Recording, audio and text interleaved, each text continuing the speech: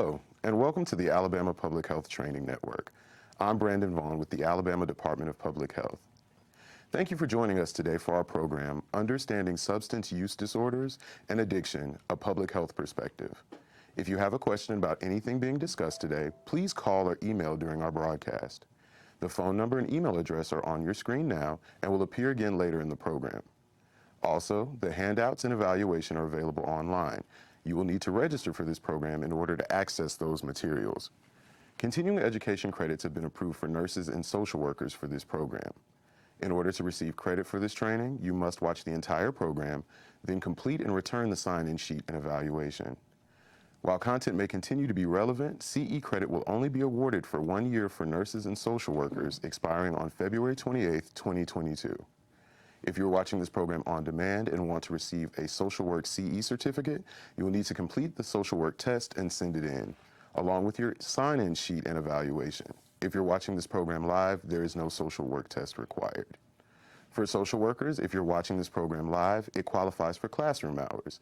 If you're watching this on demand, it is considered non-classroom hours. Before we get started, I'd like to introduce our presenter today, Cheryl Hesseltine, Technology Transfer Specialist and Recovery Consultant for the Opioid Response Network. Welcome, Sharon. I know you have a lot of important information to cover today, so let's go ahead and get started with your presentation. Thanks so much, Brandon. I am just really thrilled to be able to be here today. And in all honesty, I'm a little bit nervous because this is the first time that I have been broadcast out to people all over the place, but I think I'm just going to try and get over that and maybe think about y'all, but not think about you so much. My background, just for just a little bit of context, I work with the Opioid Response Network. We are a national training and technical assistance network. We're funded through the Substance Abuse and Mental Health Services Administration, providing TA and training across the country. My background, though, is public health, and I have worked in public health for over 30 years. I started, well, I like to tell people I started at the age of 12, but that's not exactly the truth. But I started in 1984, and I worked for 19 years with a 7-county health department in rural southernmost Illinois. I started off as a home visitor with pregnant and parenting adolescents, and then moved into the position of Director of Social Services for that agency, supervising home visiting programs, adolescent health programs, some homeless programming, and then we also became the Head Start grantee and supervised the family and social services for our Head Start programming. I also have worked in state public health at the Minnesota Department of Health. So I had the opportunity to work both at the local level and state level. So it's just, I am really thrilled to be able to be here today and to share with you what I've learned and understand about addiction, about the opioid crisis, how we can help support particularly pregnant and parenting families. It really, for me, brings together a variety of my experiences. I have quite a long professional resume, but the other thing that I bring to this presentation is some lived experience, because I am a person in long-term recovery. And while sometimes we may look at the idea that sharing recovery status isn't always the best boundaries, what I've learned is if we want to combat stigma around this disease, which is really pervasive, that it's important for people in recovery to speak up about being in recovery. Otherwise, what folks see around addiction is the active stage of this disease, and recovery becomes pretty invisible. So I speak up about recovery, and I will use my lived experience as a way to illustrate this disease process, how it unfolds, as well as the recovery process, and that recovery is possible. And part of why I get to do this today and why it matters so much is, as of today, I have been 16 years in recovery, and so I don't think that it is an accident that I have the opportunity to present about addiction and recovery to folks in the field that I worked in for so many years. So the Opioid Response Network is actually available to anybody. If you are working on a project in your community or through your agency that is in any way, shape, or form related to opioids, and today we can connect a lot of different things to opioids and to this epidemic, you have the ability to submit a request for training or technical assistance consultation to the Opioid Response Network at the URL that you see on the screen.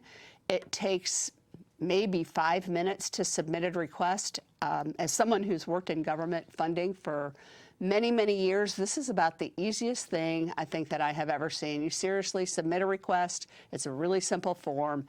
And then being here in Alabama, my counterpart in Alabama as a technology transfer specialist is Celine Craig. Celine's based in Atlanta, and she works for the Morehouse School of Medicine. She gets back with you within 1 business day, and our goal is really to learn from you what you want to accomplish through TA. So when we reach out, we are interested in what your goals are, and then work with you to bring you the expertise that will help you accomplish the goals that you have. So that's my information about the Opioid Response Network. You may at some point be receiving an email from RTI, which RTI International is our evaluation component for the ORN. And being on the broadcast today, you are recipients of TA through the Opioid Response Network. If they do reach out to you, the survey that they ask folks to complete takes less than 5 minutes, and they send you a $5 Amazon gift card, which is the next best thing to cash. So the learning objectives for today that we're going to be taking a look at is we're going to be taking a look at just briefly kind of the opioid epidemic, how we got here.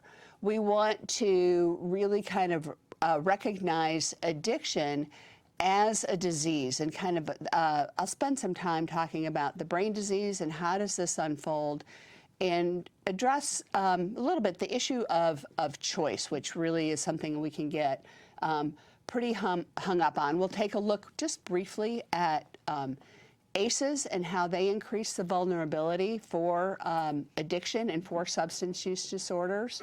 We'll want to take a look at stigma and how that can impact the work, how that impacts folks actually getting help and being able to stay in recovery. So it ends up being a pretty important factor and shows up in a lot of different ways.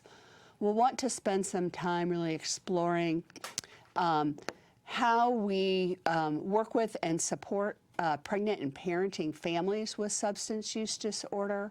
And then we'll also be taking a look at some of the social determinants of health and really take a look at some of the public health approaches to this disease. So some terminology that I'll be using today. First is just opioid use. And opioid use is really anybody who ends up using an opioid to relieve pain. So that could be if you have a major surgery and you receive a prescription for something like Vicodin or Percocet, and you take that prescription the way that it was prescribed at the time that it was prescribed, that's opioid use.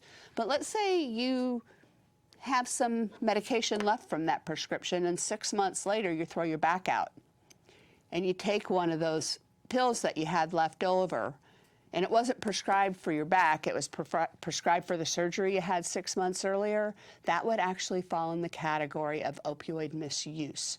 And that happens with a lot of folks because folks have a tendency to hold on to this medication far longer than is probably to anybody's benefit. When we get to opioid dependence, then we're really talking about the disease of addiction. There's specific brain changes that occur, and we'll talk about those this morning, when someone becomes dependent on opioids. The brain changes that I'm going to talk about are actually consistent with dependence to alcohol, to psychostimulants, to any other type of mood-altering substance. So, and we'll also talk about opioid use disorder. And excuse me, I kind of stumbled on my words here. An opioid dependence, what I really want to say is we think about dependence, and some of the language has changed in recent years. When we talk about dependence, we're talking physiological dependent. So folks can be physiologically dependent on an opioid where they would go through a withdrawal syndrome when the opioid is stopped. Great example of that is someone who has chronic disease. And with a chronic disease, taking an opioid over an extended period of time, if they were to stop that opioid suddenly, they would very likely experience a physical withdrawal syndrome. We would see that also if someone is on medication to treat an opioid use disorder and has been on methadone or buprenorphine for an extended period of time. They may also go through a physical withdrawal syndrome. That doesn't mean that they have the disease of addiction. And so I want to be really clear that a physical dependence and an opioid use disorder where we've undergone the brain changes inherent to addiction are different things. Folks can experience both, but it's also possible for someone to experience just a physical dependence. Roughly 10% of folks would develop an opioid use disorder. So 90% of folks using opioids would never develop an opioid use disorder where they undergo the brain changes. And then the last piece of terminology I wanted to touch on is just medication to treat addiction. We do have medications that can treat opioid use disorder, and I'll talk about those a little bit later. We also have some medications that have been found to be effective for some folks related to alcohol use disorder. So let's start with just some history, particularly around women. I like to say the context in the big picture. I'm one of those folks that I feel like if we have the big picture, it gives us something to hang the other pieces of information onto. So we can go all the way back to the late 1800s, and in the 1800s, they were actually prescribing opium tincture for women who were pregnant, and about 60 to 75% of folks who used opioids during that time were women. They would prescribe it for pain and for female, quote, issues. Maybe if folks were overly emotional or things like that, they would be prescribed opium. All opioids, and opium included, are incredibly effective at numbing everything, physical feelings, emotional feelings, and so on. But beginning as far back as the 1800s, we were seeing an overprescribing of these medications specifically for women. When we get into the 1940s and the 1950s, we started to see more of an increase in opioid use among adolescents, particularly in our large cities like New York. And in the late 60s and into the early 1970s, when we had our veterans coming back from Vietnam, there was this huge concern that they would come back with a significant heroin addiction. There was a lot of use of opioids in Vietnam by our soldiers, but we also found when they came back, is about 90% of them, again, the same kind of statistic, were able to stop using without going to treatment and without having significant problems. But that other 10% would end up needing treatment and other kinds of supports, and again, would undergo those kind of brain changes inherent to addiction. So between 1996 and now, what we see is really the perfect storm that's brought us to this opioid epidemic. In the 90s, we saw pain becoming what's termed as the fifth vital sign.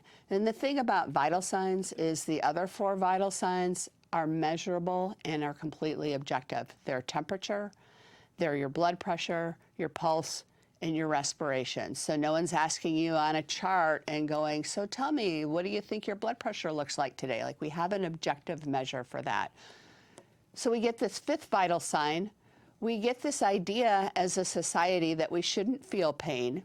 The other piece that happens at the same time is that reimbursement to hospitals and to physicians by insurance companies get pegged to a certain degree to patient satisfaction. So now we have patients who don't believe that we should feel pain. We've had a letter to the editor in a medical journal that says that people can't become addicted to opioids if they have real pain. and everybody's being asked about what their pain is like on a scale of 1 to 10, 10 being the worst pain that you've ever experienced. That's a highly subjective measure. We also have, at the same time, really high potency opioids that are being not just brought to the market, but marketed really heavily.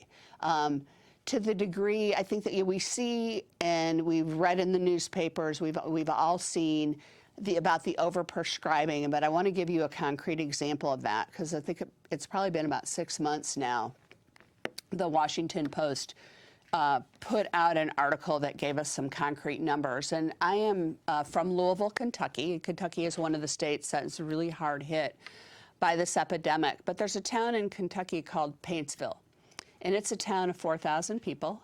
And I have no doubt some of you today are watching from towns in Alabama of 4,000 people and work in very rural communities. And in this town of 4,000 people, between 2006 and 2012, there were 21 million opioid pills distributed through one pharmacy. Now, this is not a medication that no one's paying attention to, right? There's a lot of monitoring. There's a monitoring of sales, there's a monitoring of marketing, there's a monitoring of manufacturing. And I don't know really in what universe anyone could have ever thought that 21 million opioid pills being distributed in a town of 4,000 people was anything close to legitimate need for pain medication. So I had one of the things that I do and the work that I do is I do training for peer support specialists in Kentucky. And a few weeks ago, I met somebody from Paintsville. I was about 30 minutes from there doing a training. And one of the things that she told me about this pharmacy was that if you gave them $100, they would fill your prescription from anywhere in the surrounding area in Kentucky, as well as West Virginia and Ohio.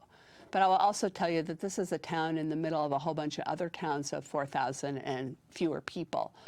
So even if you think about the surrounding area, there's no way that there's a legitimate need for that many pills. And this happened in other places in the country besides Kentucky. But when we're talking about overprescribing, it goes way beyond, I think, sometimes what we could imagine. When I first saw those numbers, they just blew me away. So what happens is then we have a much larger segment of the population who is exposed to very high potency drugs. And when that number goes up exponentially, 10% becomes a much larger number. In 2017, we had the highest year on record for opioid overdose deaths. That was 47,000 people died from overdoses, and that doesn't really, doesn't fully account for all the people whose lives were destroyed in a multitude of ways that goes along with this disease in its active state.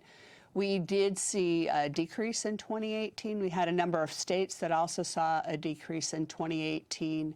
Where I live in Kentucky, we saw a decrease in overdose deaths for 2018 and anticipate that will happen again in 2019. So we're doing some good work all over the country that is making a difference in this, but we are still experiencing a death rate that exceeds the AIDS epidemic at the peak in the 1980s that we experienced. So about 130 Americans die each day from an opioid overdose. This really happened in 3 waves. And so if you looking at this graphic, when you look at the purple line, it really represents this increase in the prescribing. And that the overdose deaths due to prescription opioids increased until 2010. We did start doing more regulation in 2010 of opioids. What we didn't do in 2010 is a lot of the things we're doing today, which is investing and making sure that folks get into treatment, making sure that Narcan is out and available with first responders and community members and all the kinds of things that have reduced the overdose death rate. What we did was we ratcheted back the availability of prescriptions. One of the things about this disease of addiction is when the substance that might be your first choice is no longer available. When your brain has become an addicted brain, you don't just sit back and go, well, I guess I'm done with this. You find something else, and that something else was heroin. And in 2010, up until We see through 2017, we see an increase in the overdose death rate from heroin. It has become more widely available. It became cheaper. It became easier to access. There were delivery systems that would bring heroin to the suburbs, bring heroin to the rural areas of this country. Folks didn't have to go to a large city and to neighborhoods they were uncomfortable in to get heroin. And so that all contributed to the increase in overdose deaths related to heroin. In 2013 is when we saw fentanyl being put into the heroin. So we see heroin adulterated with fentanyl in 2013, and then it's just a lethal combination. So we see a real spike in overdose deaths due to synthetics and just a huge spike in overdose deaths in general. What I know from, at least in the part of the country that I'm in, and I'm guessing that this is not drastically different here in Alabama, is when I talk to treatment providers, what they're telling me is that as folks are coming into treatment, they are not necessarily testing positive for heroin.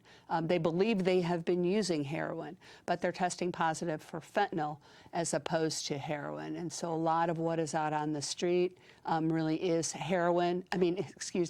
fentanyl. We're also seeing fentanyl being cut into methamphetamine, being cut into cocaine. So we are seeing people who are experiencing overdose deaths from psychostimulants at an increasing rate, and I think that that's something that is likely to continue. So we know from 2019 through 2017, we've lost almost 400,000 people. And this has really, disproportionately affected folks between 18 and 34 years of age. So folks that really had their lives ahead of them. When I think about the lost possibilities through this epidemic, it really saddens me as far as what folks might have been able to accomplish. When we think about women specifically, we see that between 1992 and 2012, the percentage of pregnant women with an opioid use disorder increased from about 2% to 28%. And that continued to increase after 2012. I can remember about 2010, 2011, as we were starting to really be concerned about opiates, and I was working at the Minnesota Department of Health in our maternal and child health section. And one of the things we all said is, we know this is coming for our maternal and child health population. It will typically lag a little bit behind the general population.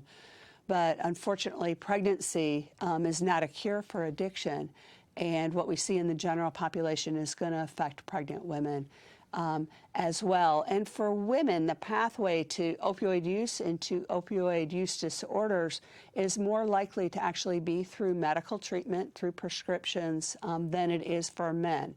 Women tend to be at a greater risk for pain, and our physiology makes us more sensitive to the adverse effects of painful stimuli, and then we're also more likely to be provided prescriptions for opiates than men are. So 63% of chronic pain patients who are given opioids are women, and for women who are age 61 or older, that figure is 80%. So that's really a significant difference. So let's talk a little bit about addiction. And the neurobiology of addiction. I always put, yes, it's in your head, because this is a disease that affects the primary organ in our head, which is our brain. We think about diabetes as a disease that affects the pancreas, and addiction is a disease that affects your head. And so what I want to start with is what addiction is not. So addiction is not caused by another mental illness or trauma. Now, mental illness often will co-occur with addiction, and we know that both mental illness and trauma will make the brain more vulnerable to becoming an addicted brain. And in all honesty, I will talk about the brain as if I had it sitting over here in my hand, like if we took it out of the head, because we want to talk about this organ and what happens with it. So both of those things make somebody more vulnerable for the brain to undergo the changes that would make it an addicted brain, but at the same time, they don't cause addiction. This is really a multi-faceted factor kind of issue. So there's no one thing that causes addiction. It's also not a moral or an ethical problem, right? Folks don't end up with the disease of addiction because they have bad morals or they're unethical people. Now, this disease in its active stage will lead to people engaging in behavior that compromises their morals, that is contradictory to their own personal ethics. I know for myself, in the middle of the active stage of this disease, I did a lot of things that were totally incongruent with what I believed made a person a good person. And what I will also tell you is that the fact that this disease in its active stage leads a person to compromise their values also means that behavior keeps people really sick and in your disease. Because what my own experiences and what the experiences is of every single person that I have met who's had this disease is when you begin to compromise your own values, the messages that you tell yourself and the self-hatred and the shame that you experience becomes really intolerable. And so it leads to using more substances to try and tamp down those feelings that are not tolerable, which leads to an increase in the exact kind of behavior that led you to feel that way. And it really becomes like a snowball rolling down a hill. And it can keep people really sick. And the stigma contributes to that as well. It's also not a personality disorder. So this disease didn't happen because the person has a personality issue or specifically because they have a mental health issue. And then I want to get to choice, because this disease is not a choice. And a lot of folks will say, I know when I talk about this, a lot of us will feel, but using these substances is a choice. And initially, for all of us, it is a choice. So my first use of substances that changed my mood or altered how I felt was at the age of 15. 75% of people who develop a substance use disorder begin using in adolescence. And when I was 15 years old and I had my first mood-altering experience, what I thought about it was this was the most amazing thing I've ever felt. It quieted things inside of me that made me feel horrible about myself. And for the first time in my life, I felt like I was connected to other people. It was a false sense of connection, but in the moment, it sure felt real. I felt like I was funny. I felt like I belonged. I felt like I could converse with a group of people and not feel horribly, horribly uncomfortable. It felt like the answer to a lot of things that had been plaguing me what seemed like my entire life. Now, at 15 years old, it was not possible for me to have any understanding of where this was going to lead me. And I also know that my reaction to my first use, my first mood-altering experience is not necessarily typical, right? Some people use substances, they drink and they feel something from that. They feel out of control, they don't like it. And I've heard a lot of people say, I don't like the way that feels. It feels really out of control. So there's people who feel like that. There's other people who think, yeah, this is kind of fun, this is pleasant.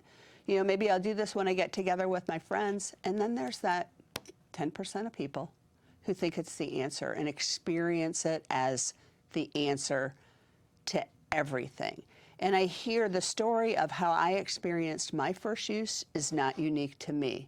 If it was unique to me, I don't think that I would share it with you via ITV, but it's the same story I hear from every single person that I know in recovery. And I may be an N of one, but over the years I've met lots and lots of people who have had this disease, and it's the same story again and again and again. So what we think about when we think about this being a choice is that this is a disease that has its roots in adolescence, and particularly among folks who have had a history of trauma or adverse childhood experiences and a genetic history that makes their brain more vulnerable to, at some point down the line, undergoing some changes that lead to the brain being an addicted brain. And it is at that point that there is no choice. And it's at that point that it's too late. And all that time leading up to it, it feels like it's the answer to a lot of problems that have plagued you. And as an adolescent, you have no way, if any of you have adolescents, you know that adolescents aren't very good about thinking about the future or thinking 3 steps into tomorrow, let alone 30 years down the road.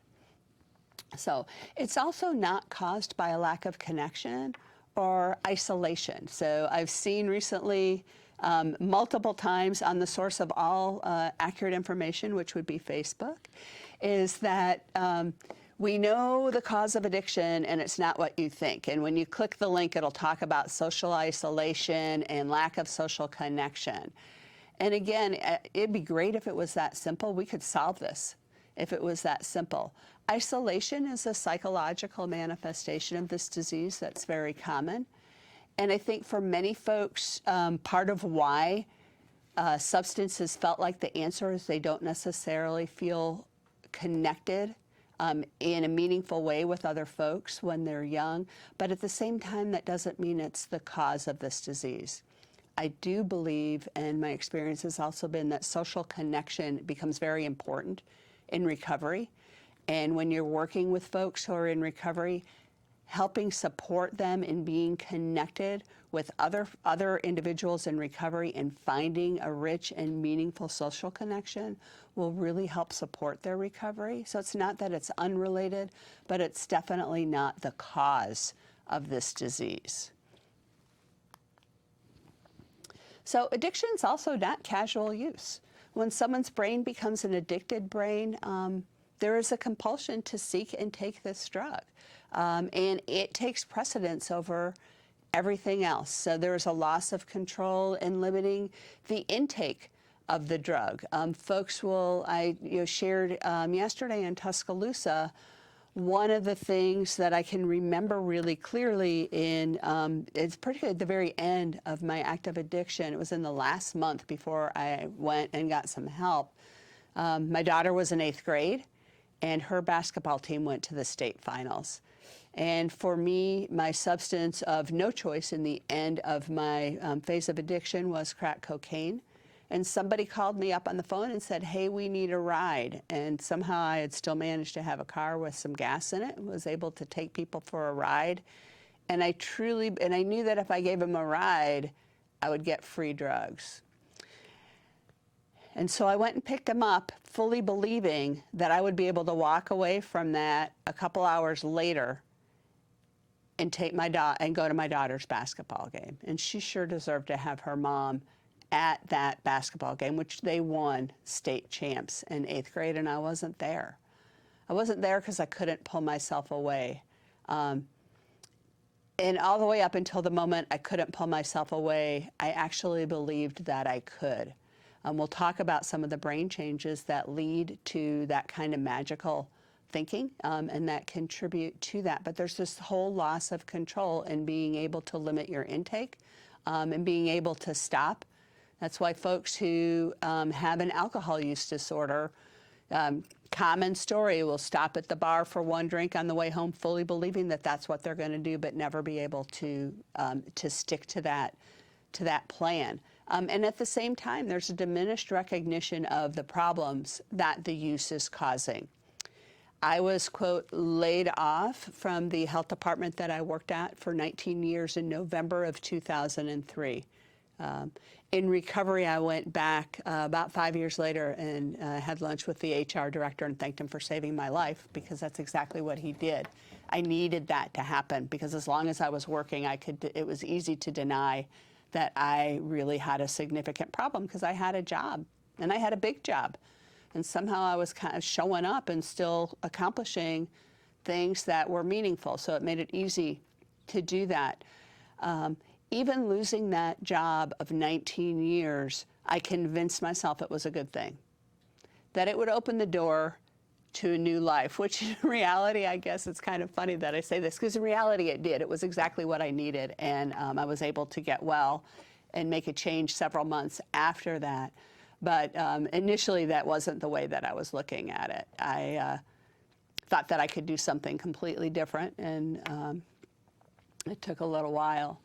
But there's a really diminished recognition, because even losing that job, I didn't connect that it was the substances that caused caused that to happen. And that was really contributing to my very poor performance at work. So there's also this emergence of a negative emotional state. What I'll tell you is an active addiction, and particularly when this disease has progressed to its severe stage, folks aren't having fun.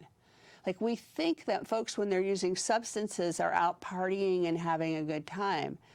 By that point in time, it's no longer fun. It is about really trying to keep yourself out of an emotional state that is so negative that you can't tolerate it. It is to diminish a craving that is so strong that it won't let up, and that it's chronic. Part of this disease is also that many people have periods of remission, where they go long periods without being active in this disease, and then periods of recurrence. My choice of words is purposeful. I stay away from the word relapse. And our language matters. We'll talk about that a little bit this morning as well. But if we think about, there's periods of recurrence. And with addiction, this is a chronic disease. So if we take a look at other chronic diseases, we look at type 2 diabetes, hypertension, and asthma, what we see is that rate of recurrence is pretty similar across all chronic diseases that also have a behavioral component. Now, I think part of why addiction tends to stand out is because some of the behavior in active addiction is really hard to ignore. It is destructive, and it is really damaging to the people who are around us. But at the same time, you know, some of the outcomes of not managing other chronic diseases can be pretty devastating as well. My stepdad had type 2 diabetes, did not manage it really well, and was out driving somewhere one morning and became unconscious behind the wheel of his car and ended up on the sidewalk, and luckily nobody was walking on that sidewalk when that happened.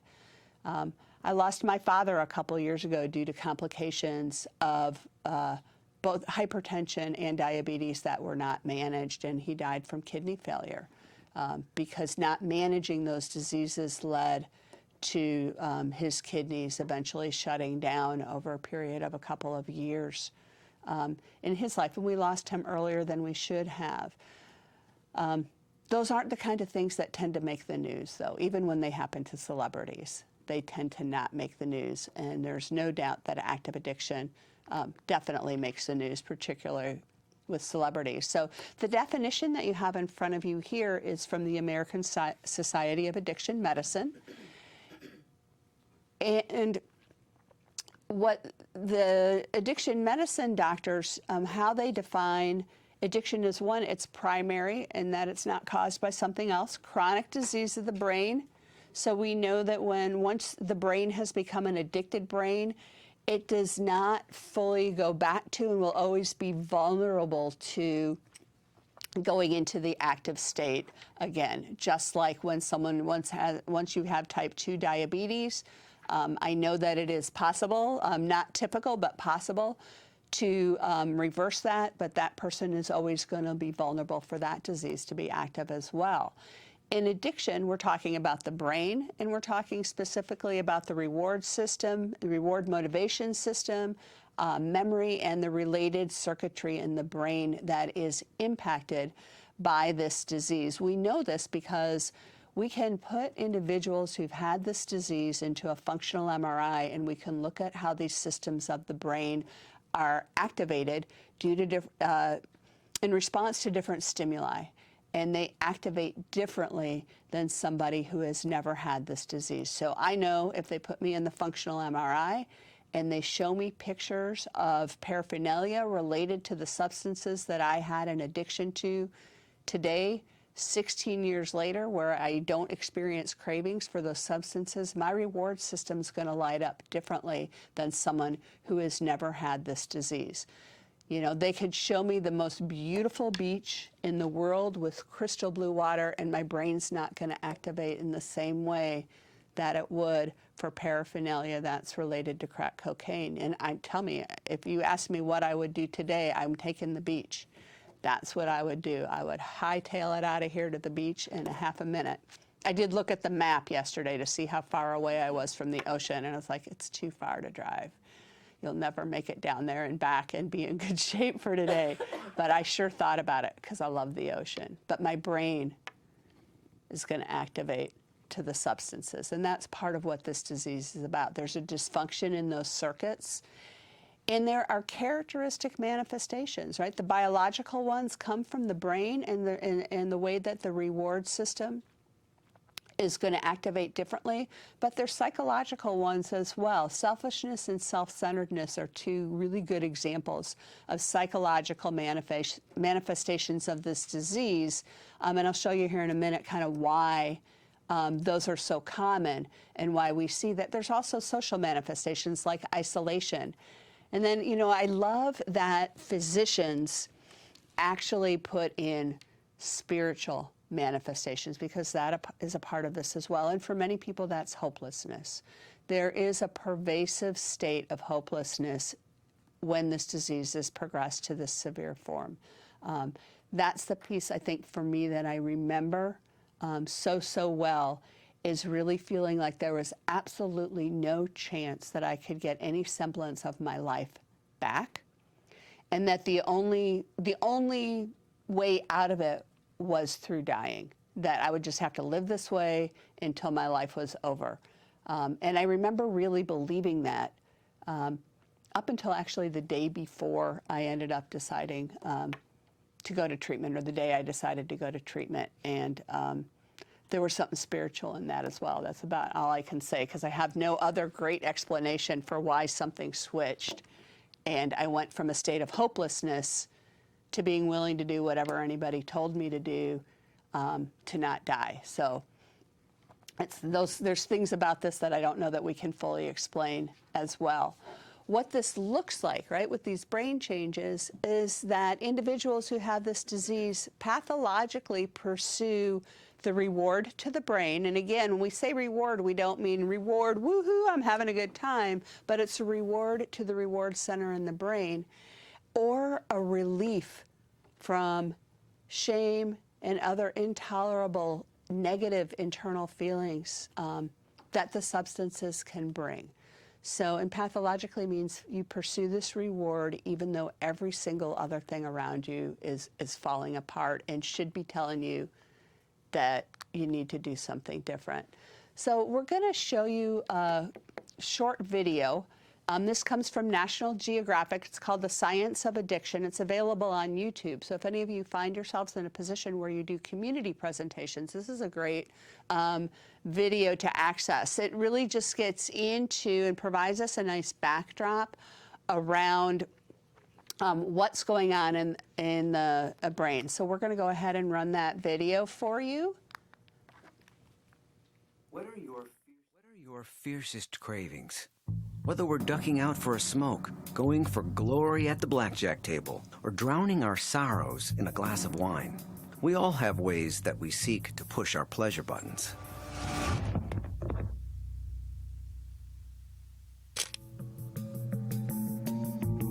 But what happens when this need for pleasure becomes a full-time pursuit? When our fix turns into something more like a dependence? Used to be that addiction was considered a sort of moral failing. But now, with a much better understanding of how the human brain works, scientists are learning new clues about the vicious cycle of desire, binging, and withdrawal that traps tens of millions of people. Our brains evolved the reward system based on a chemical called dopamine. This amazing neurotransmitter creates cravings in us to encourage behaviors that help us survive, such as eating, procreating, or interacting socially. In turn, pleasure is then stimulated by other neurotransmitters in hedonic hotspots of the brain.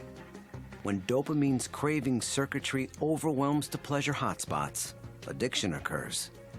Essentially, your reward system is hijacked. Let's break it down this way. Your desires are triggered when dopamine, starting at the top of the brainstem, travels through neural pathways to affect the brain. Drugs increase this flow of dopamine. Where does the dopamine go? It flows throughout the brain's craving circuit, including the dorsal striatum, where brain nerve cells called neurons begin to form habits by IDing fun things that you've done, like buying drugs or cigarettes. Dopamine also goes to the prefrontal cortex, where with the help of an amino acid called glutamate, rich visualizations that cue cravings are conjured. Think images of drug paraphernalia, sex, or a bottle of booze. Then there's the amygdala, where the dopamine causes neurons here to be stimulated by learned emotional responses, like rich, pleasure-coded memories. So what happens when drugs artificially flood these pathways with dopamine? For one thing, the rush can rewire your brain to want more drugs, and thus create addiction. But it turns out different drugs interact with the reward system in unique and interesting ways. Cocaine, for example, blocks dopamine transporters and prevents the removal of excess dopamine from synapses. Methamphetamine, on the other hand, floods the terminals of neurons, displacing dopamine into synapses instead. And heroin blocks dopamine inhibitors, causing synapses to flood with dopamine without restraint. The good news? With a refined understanding of the devastating effects of these drugs comes new angles and approaches to the treatment of addiction that have shown remarkable promise. Cocaine addicts have been able to shut off their cravings abruptly when electromagnetic pulses are applied to their prefrontal cortex. A drug hitherto used to treat muscle spasms, called baclofen, has shown promise for treating alcohol dependence. As more and more of our friends and family are affected by crippling addiction, it's comforting to know that we are finally finding effective ways to take our brains back.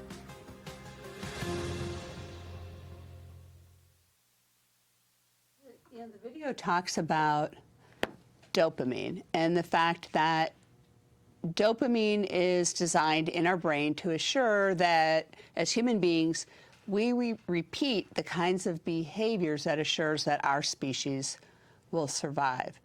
So when there's this large flood of dopamine, when the brain becomes an addicted brain, it has begun to interpret the substances as necessary for survival. And when it comes to human beings and the way that our brains are constructed, we are going to do the things that our brain believes we need to do to survive above and beyond everything else, right? That's going to trump everything else. So it signals, when we talk about reward, it's the reward, for the brain in the reward system. So when we look at chocolate, and I just want you all to think for a minute, because I know that some of you out there, when you saw the chocolate, and if you're watching it on a really good TV screen, it is clear, right? It's a gorgeous chocolate. So some of you felt something. Anybody here who's in the studio with me feel any kind of twinge of anything when you saw the chocolate? Thank you, at least one person. I brought mine. And you brought yours, right? And I know there's a lot of folks out there, when you saw the chocolate, every one of you who felt something, and it's kind of a body feeling, that was dopamine. Now, some of you are going to be thinking about chocolate until you find some chocolate. Others of you, it will not be quite as strong. It all depends kind of on your dopamine response and your sensitivity to chocolate. I used to have a second picture that was like a bunch of cheesy taco kind of things, because the folks that didn't release dopamine to the chocolate, they tend to do that to cheesy stuff. Now, but we feel something, and some of us, it'll induce a craving that will be hard to let go of. So this particular slide, this is from the National Institute of Drug Abuse. The little yellow, I don't even know what shape those are. That's kind of a truncated diamond, I guess. They represent, you've got two brain cells and then the black space in between them. And the little truncated diamonds, or the orangey yellow guys, represent dopamine. That's a normal dopamine response. So those of you who felt something with the chocolate, you got a dopamine response that was about like that. This is a dopamine response In this particular instance, it's 2 cocaine, but it would look pretty similar to other drugs. And the video talks about how they work a little bit differently from each other. The end result is the same, which is a flood of dopamine in the synapse, or in the space between 2 brain cells. So, right, substances, dopamine response, normal chocolate dopamine response, right? The way that the notes for the NIDA slides describe it is that the difference is so profound, it's like the difference between whispering and yelling into a microphone. So it's really pronounced for the brain. There is absolutely nothing in the natural world that would produce this level of a dopamine response. So when you have this repeated intensive dopamine response, and you also have a brain that is vulnerable to the brain changes that would lead to addiction, right? Multiple things happen. Some things happen in the old brain. And when we're thinking about the old brain, we're looking at really 3 main functions in the old brain. And the old brain consists of the brainstem as well as the limbic system. The brainstem is going to control regulate physiological functions like our heart rate, our respirations, things we don't necessarily control. I used to think, well, yeah, we could control respirations, but I know if I told you all to hold your breath for 30 minutes, that would not be possible for any of us to do. And if I told you that there was poisonous gas in the room, it wouldn't matter, you'd still breathe. So you think about, right, the old brain is going to lead us to do particular things.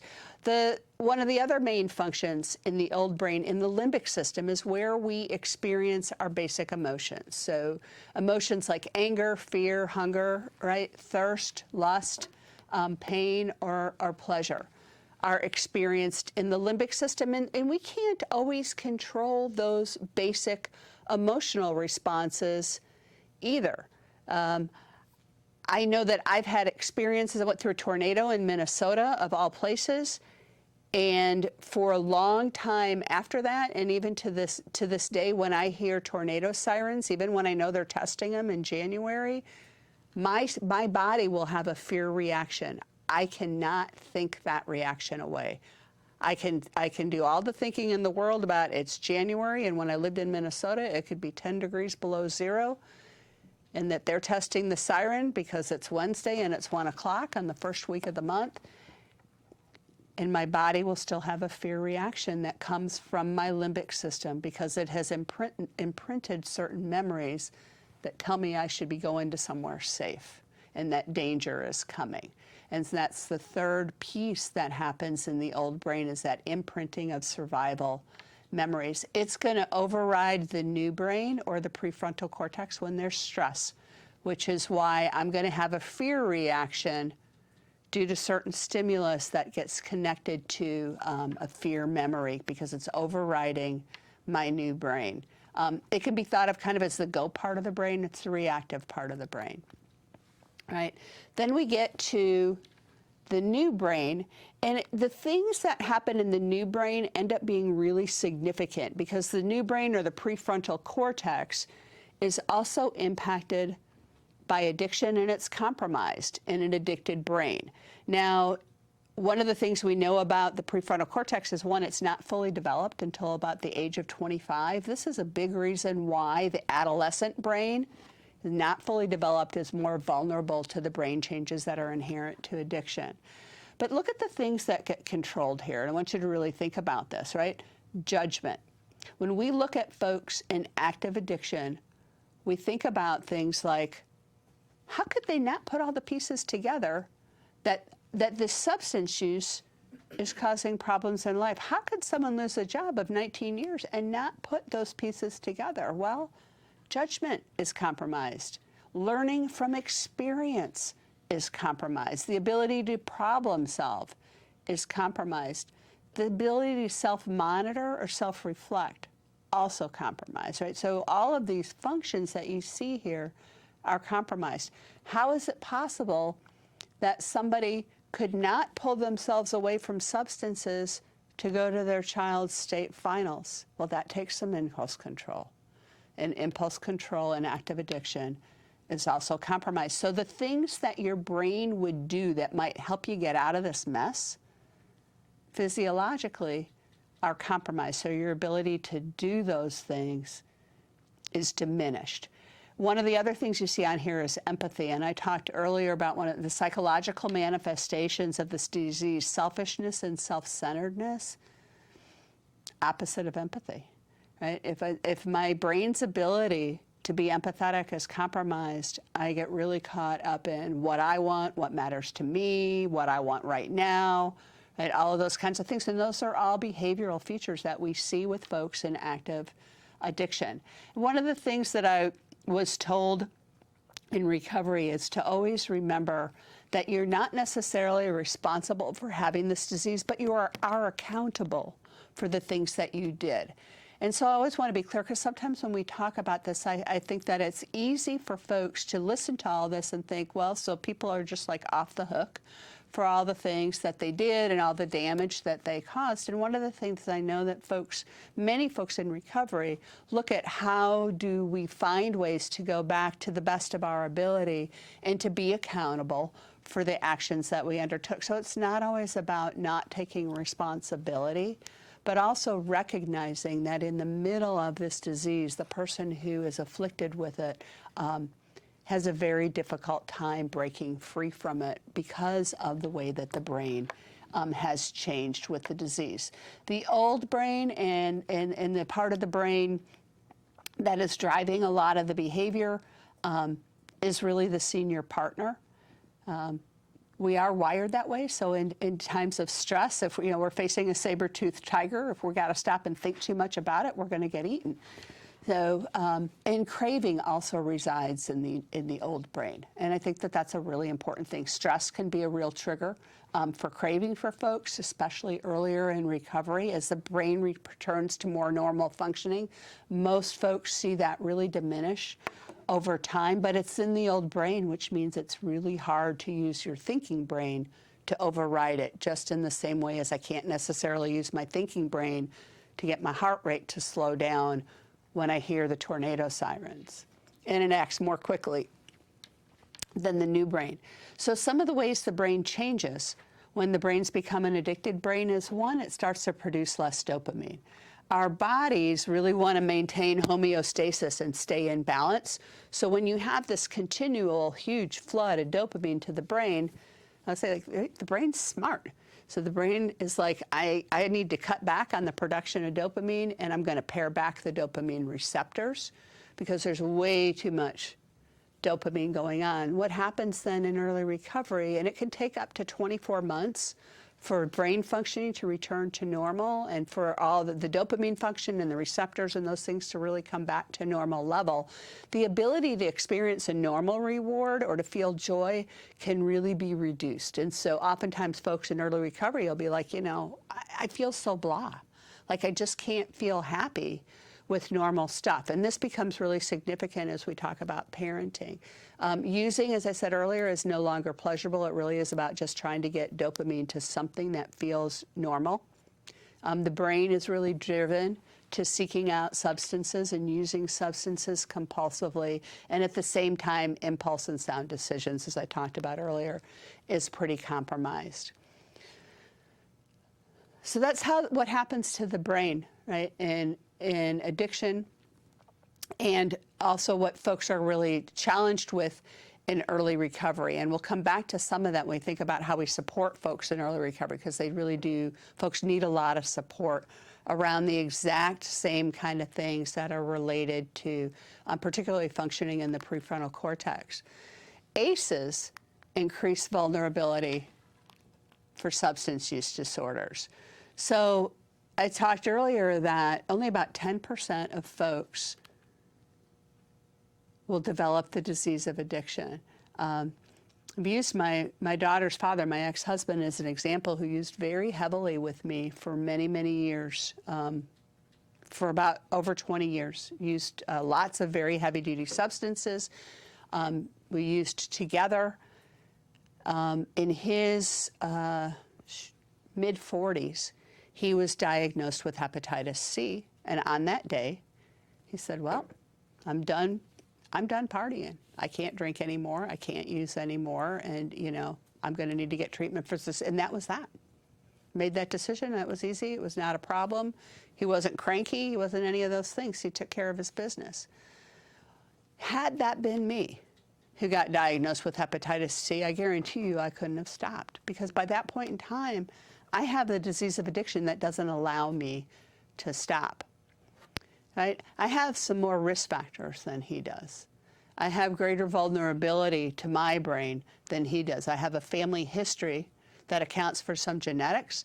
I have some experiences in my childhood and in my early adolescence that also led to my brain being more vulnerable to this disease, and also more vulnerable to substances really being an answer to some things that were going on in my life at that time.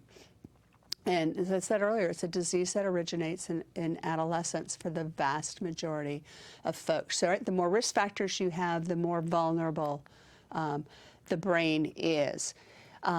Just for the folks that do home visiting or doing work with families, what this slide is really showing us is that all this really falls on a continuum. We have things that are risk factors for misuse, but we also have things that are protective factors. And part of the work that we do in public health is around building protective factors, and whether that's addressing social determinants of health in communities and building protective factors that way, or through some of the services that we provide for families, through other kinds of maternal and child health programs and family planning programs and other supports that we have for families. We're also building protective factors and reducing risk factors. Here you see some of the factors that are actually impacted by evidence-based home visiting programs, which in many states are funded through our state health departments. When we think about ACEs and how ACEs make the brain more vulnerable, what we want to think about is you kind of look on the left side of this slide, we have what we say a neutral start, and really that's probably for in reality, it's not necessarily at birth, but it's really at conception. But it's because we know trauma that's experienced by the mother when she's pregnant can affect the brain and can increase the production of stress hormones in the brain. So let's say we have traumatic stress, whether that's during pregnancy or during childhood, and particularly the first 3 years have the biggest impact. Then we have a brain that is developing to be prepared for a rough life in a real world. So a lot of times I'll say this brain is prepared to survive the zombie apocalypse, and it's ready for that. This is a person who is edgy. They're on high alert. If a zombie comes around the corner, they are ready to spring into action, and they are going to survive. And if we have a zombie apocalypse, look for folks that have had a big trauma history, because they are going to help you get through it. And that's the outcome. But the reality is, in our world, most of us are not going to experience the zombie apocalypse. And the things that help us be successful are the things that come about when we have a brain that's not bathed in stress hormones. When we grow up to be people who are more oriented towards relationships, right? We tend to think things through. We have better impulse control. We're not on edge looking for bad things to happen all the time. We're more prepared to be successful in a more benevolent world, which for the most part, for most of us, that's the way our world looks day to day. As I said, we're going to struggle in the zombie apocalypse, but that likelihood of that really happening, that's why I use that example, is really, you're right, not so likely. I think as probably all of you know, about a third of the population has no ACEs, and what I really want to point out around ACEs is just when you look at the numbers and the real difference, and IV drug use is a great example. For the 33% of the population that has no ACEs, about 1 out of 480 folks will use IV drugs. For folks with 7 or more ACEs, it's 1 in 30. That is a significant difference. I had the great opportunity when I was living in Minnesota to hear Robert Anda, who's one of the principal researchers on the ACE study, come and speak actually a couple different times. The first time that he spoke, though, one of the things that stood out, and I've never been able to put it on a slide because I have not been able to find it in any of the written material, but he had it in his slides that day, was that 95% of IV drug users have 7 or more ACEs. That stood out to me on that day because it was something I hadn't heard before, and because IV drug use was a part of my own history, and it's just why I remember it so clearly. So there's such a strong, strong connection between ACEs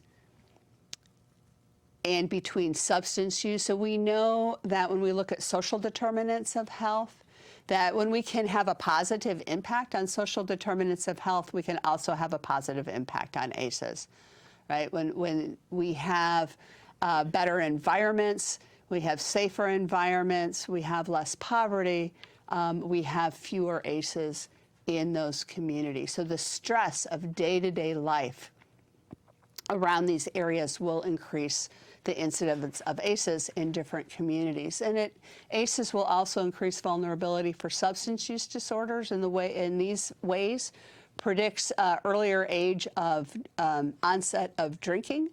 Among older adults, both the higher risk of mental illness and substance use disorders, continued tobacco use in adulthood. We increase the odds of prescription drug misuse by 47 to 56% for each additional ACE.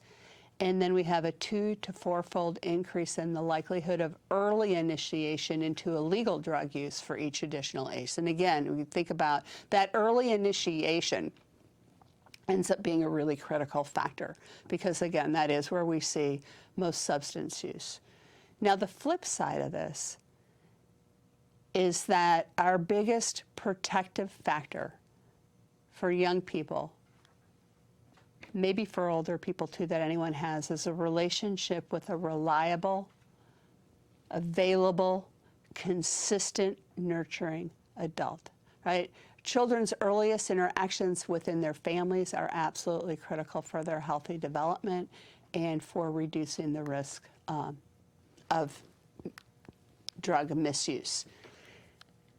This is probably my favorite slide in this entire slide deck because our connectedness to each other is really our key. It is our key throughout our lives. I mean, you think about, we come into this world, right?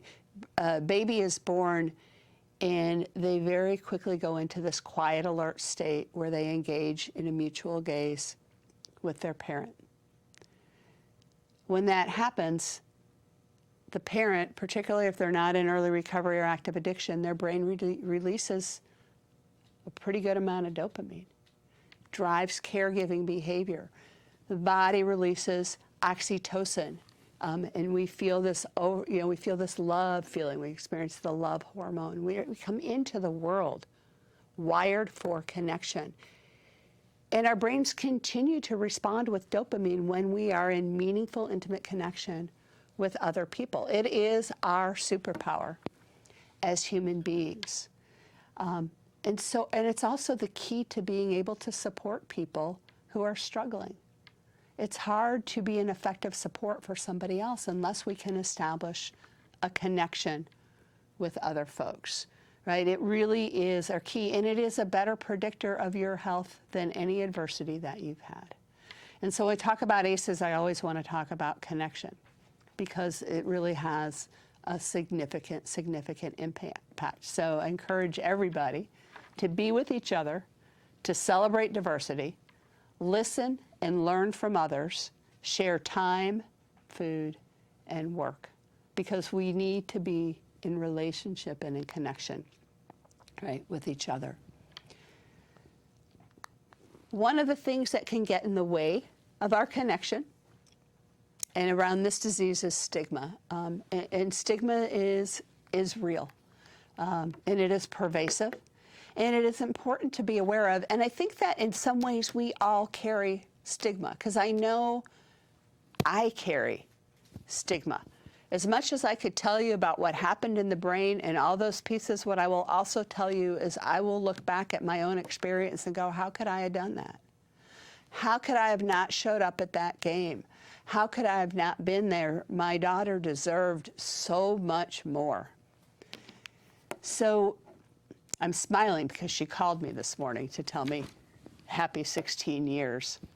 And I've been showing up for her for the last 16 years and will continue to show up for her for the next 16, and maybe if I'm really lucky, another 16 beyond that, who knows.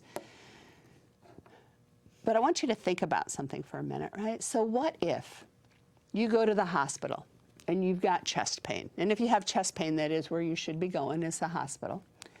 And they find out you're having a heart attack. And what they tell you is, you shouldn't eat all those bacon cheeseburgers. It's your fault. You knew you had a family history of heart disease. You knew your dad had a heart attack in his 40s. What are you doing eating that way? It's your fault. If you hadn't eaten like that, you knew you had high cholesterol. We've done all the testing. We've given you all the nutrition education. You didn't do what we told you to do. You did this to yourself. And so they give you a list of cardiologists, and they give you a list of cath labs, and they send you out the door and say, good luck, they all got a waiting list. And by the way, your insurance probably isn't going to cover this. And there's not any public assistance for it, but good luck, call and see, maybe you can get in.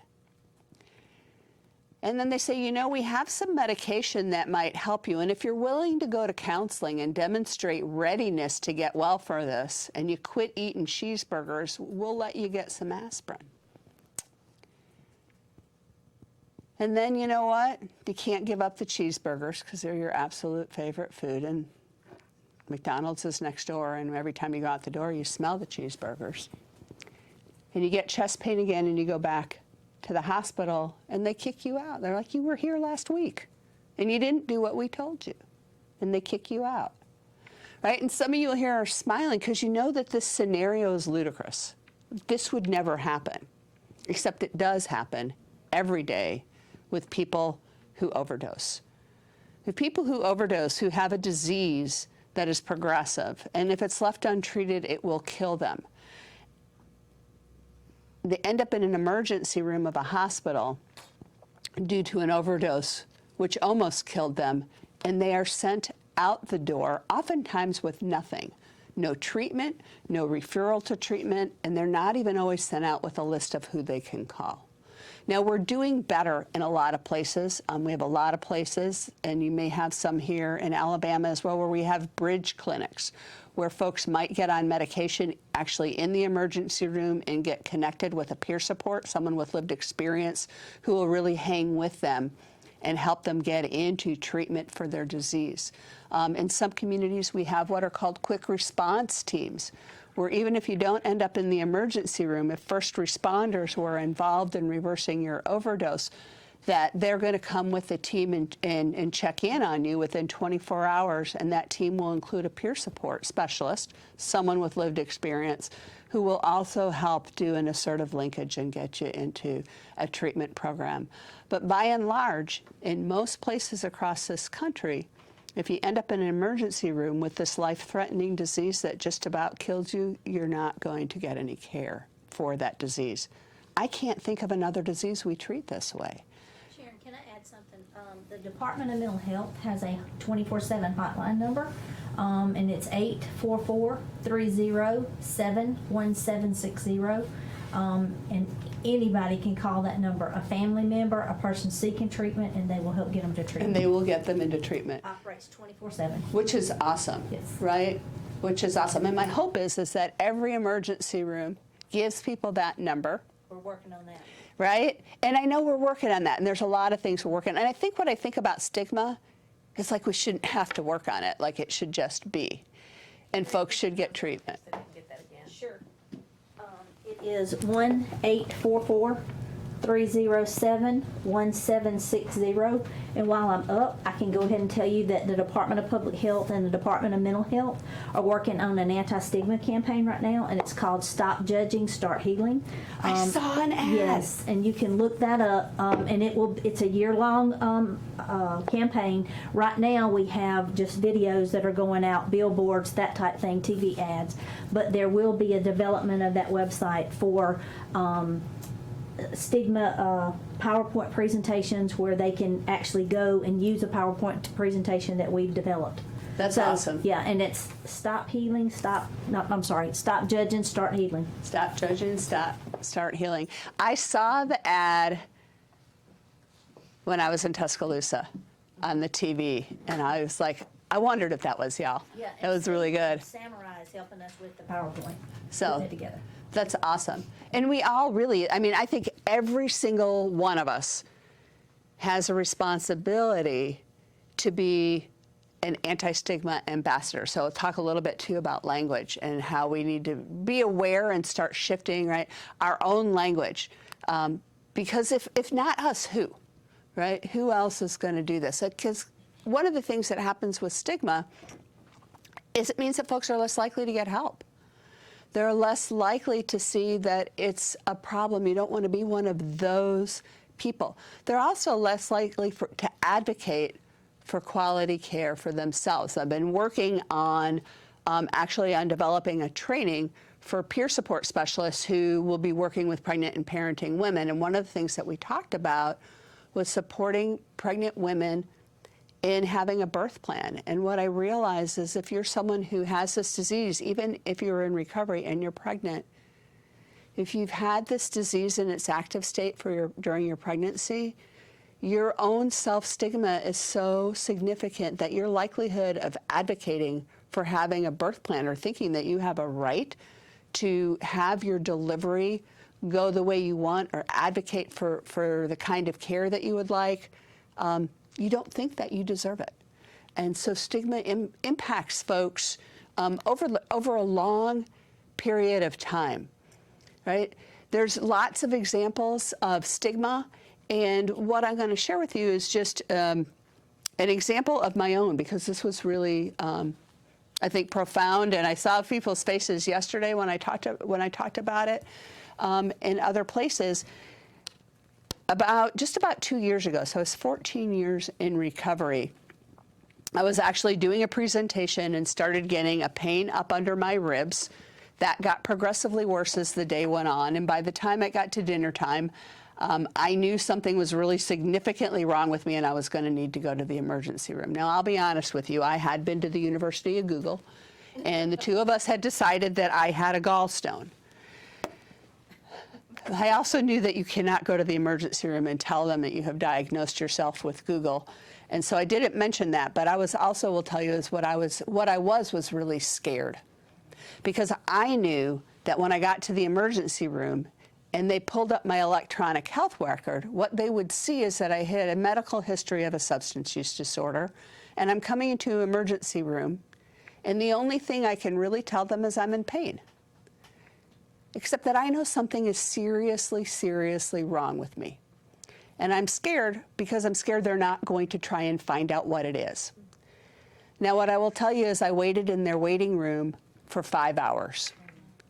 And when I saw the doctor, he made a preliminary diagnosis in about a minute and a half, sent me to the CT for a CT with contrast, and I had 3 blood clots in my right lung, which is really serious. And life-threatening, and probably shouldn't have had me waiting in the waiting room for 5 hours. So I will also tell you my blood pressure was about 185 over 100 and something, and my normal blood pressure runs about 120 over 80. So there was also a very concrete vital sign that would indicate my pain was real. I don't know if I waited that long because they saw my history and said she thought I was drug seeking and didn't take me seriously. I was the last person in that waiting room. And I sat there and cried. But being afraid to go to an emergency room when you need an emergency room because the only symptom is pain, that's stigma. And my story is not an unusual story. That's the other thing, is I know other people who have had similar situations, have been in emergency rooms begging them to try and find out what's wrong and being told, well, we're not giving you pain medication, and telling the emergency room staff, I'm not here because I want pain medication. I want you to find out what's wrong with me. Something is wrong with me. Right? So this happens regularly. That's part of what stigma can lead to. It has a significant impact. The reality is that in its active state, this disease will also contribute to folks engaging in behavior that is against the law. That leads to felonies. And when folks have a felony record, it begins to have an impact on their ability in recovery to get jobs, to get housing, to get funding that would help support their continuing education. In the state that I live in, it will forever make it get in the way of them being able to be contributing to our political system through voting. So it has a long-term impact for folks, and most importantly, it keeps people from seeking help. And I believe that that impacts women and women with children even more significantly, because you don't want to be, and the worst thing you can be is a, quote, bad mother. And good mothers don't use drugs, and good mothers show up at their kids' basketball games and a whole host of other kinds of things, right? So we've got lots of consequences in all kinds of different ways from stigma. We also have, right, there's stigma that comes from within. In its active stage and in its severe stage, I don't know anybody who's had this disease that felt great about themselves. That sense of hopelessness and that self-hatred and the shame are significant. There are no words in the English language that I could use that could convey the intensity of what that feels like in the middle of this disease. And even in recovery, there's stigma within the recovery community, and I think outside of the recovery community, towards folks who choose to use a medication to treat this disease. Can you imagine what it would be like if insulin was as stigmatized as buprenorphine and methadone? How that would affect folks' ability to get well and manage the chronic disease of diabetes, because that's pretty pervasive as well. And even within the recovery community, what ends up happening is when folks choose to use a medication that will reduce their risk of dying by 50%, like we don't have a lot of medications for diseases that result in death that will have a 50% rate of reducing death. That's pretty amazing. But they choose that medication. What they also what will happen at the same time is that there are opportunities for the other kinds of things that will support the recovery, like recovery housing, other kinds of recovery programs in their community that will help them get connected with other people in recovery, that those things decrease along with that decision. And that's also about stigma. There's a belief or a disbelief from a lot of physicians and a lot of folks in the public that treatment's even effective or possible. And I used to present training on this subject to public health nurses in Minnesota. One of the things that I always used to say is that someone who has type 2 diabetes, they see the nutritionist, they see their doctor, there's a lot of chronic disease management, and they go to their grandchild's birthday party and they eat a great big old piece of birthday cake and ice cream, and their blood sugar goes up to 400, and they go into the emergency room. No one's ever going to say that their diabetes treatment failed. It's like, we're not going to mention that. We're not even going to think that. But when it comes to addiction treatment, if someone has a recurrence of this disease, which is part of the disease process, just like it is with other chronic diseases, we oftentimes will say either treatment failed, or it didn't take, or you failed, or you weren't paying attention, and we think it doesn't work. So there's also, right, this stigma from the outside, and a lot of folks have a hard time believing that this is an actual disease. Done this presentation lots of times, and had people come back later and say, well, I just don't agree that it's a disease.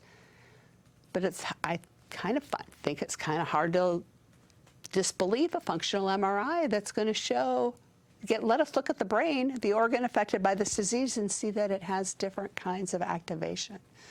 So I want to talk about language, because language is an area where we can all make a difference, right? Where we all have the ability to be stigma busters, because the language we use is pretty critical, and it really does have an impact. It can either promote stigma or it can diminish stigma. So we want to be person first with the language that we use. We want to focus on what folks' strengths are, especially when we're with them, right, one-to-one. And we want to look at language that's not judgmental. And in reality, a lot of really common language is actually pretty judgmental. So what you see here, and I've got a couple slides that give us some specific language, is that using the language addict or junkie as opposed, or substance abuser, as opposed to a person diagnosed with addiction, a person with a substance use disorder, right? Person first language. We really want to shift that. Oftentimes I'll say, you know, I was not a substance abuser. I did not abuse my substances. I took great care of my substances. I put them in special boxes. I coveted them. I did not let them get into anybody else's hands if I could help it. I was very careful with them, right? And we kind of laugh at that, but it's actually true. But substance abuser sounds a lot like child abuser, right? And so we really want to shift that. Now, you know, granted, our federal agency is still the Substance Abuse and Mental Health Services Administration, but if they took that A out of there, it'd be hard to have an acronym that was an actual word. So maybe one day we'll change that at the federal level and come up with something else. But even just thinking about treatment teams and our treatment programs and thinking about recovery teams, because that's really where we're going. Changing the word relapse. I mean, relapse has become synonymous with failure. So we want to think about return to use, recurrence, or reemergence of symptoms, right? Shifting that. One of the things that we do all the time, and we do this in treatment programs, we do this in our mutual aid groups all over the place, is what we'll talk about. Well, you're not really willing. You're not ready. Go out, do some more research, come back when you're ready. This day and age with the opioid crisis and fentanyl, someone's just as likely to die from this disease, go out there doing research, as they are to have a chance to get back and try again. There really is, from my perspective, no excuse for that kind of language and for really thinking that way. Because the reality is that anybody that's being asked to and facing significant change, and there is no doubt going into recovery is significant change. You have to change all the people in your life, and for many people, that's their family as well. For some people, it's their neighborhood, where they live, what they do for a living, everything. I was told when I went into recovery that you only have to change one thing, everything. It would be natural to experience some ambivalence around that, right? I talk to groups all the time, and I'll ask people, how many of you got up this morning and said you were going to eat healthy today? And how many of you have already experienced some ambivalence around it? Does it mean you're not willing and you're not ready to eat healthy? Like, no, it means you experience some ambivalence, because change is like that. And then we talk about people being non-compliant. We use that terminology all the time. If someone's not able to follow rules or they have some challenges, we're like, they're non-compliant. I was working with some peer support recently who told me about a mom in one of their recovery houses, and they have a rule in their recovery house, and the rule is that you can't sleep in the common area. And this woman, she had a 3-month-old baby, and was sleeping in the common area. She was sleeping on the couch all the time, and they talked to her about it, and they said, you know, this is against the rules, you need to sleep in the bedroom, and so on. And the peer support had come by to do house check pretty early one morning. Woman, and the young mom was sleeping on the couch. She had a pillow, she had her blanket, she's sleeping on the couch. And the peer had been told the next time this happened, they needed to put her on a behavioral contract. And the way that works is the next time you get caught sleeping on the couch, you're going to be discharged from housing. And this was a really wise peer, and she took the time to try and find out what was up. What was making it so hard to sleep in the bedroom? And she wasn't willing just to face this as non-compliance. And what she learned was that there had been a really tragic experience that this woman had had in the bedroom, and she could not fall asleep. She was too anxious. When she was in the bedroom, And at night, she could not settle down, and she could not sleep. Now, I don't know about you all, but if you have a 3-month-old baby, you're going to sleep where you can, when you can, in any moment you possibly can. You're not going to stay somewhere you can't sleep. What they were able to do was get her support for the trauma, get her connected with therapies such as EMDR and other kinds of things, and really work with her so that after a couple months, she's able to sleep in the bedroom again. But when you think about how close that got to being labeled non-compliant and losing your housing, and if I'm in early recovery and I have a 3-month-old baby and I lose my recovery housing, my risk of recurrence goes way up. My baby's risk of being removed from my care and ending up in foster placement.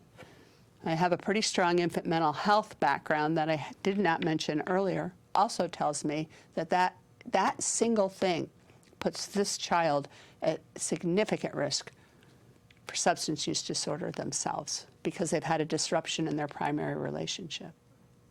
All over labeling somebody non-compliant, right?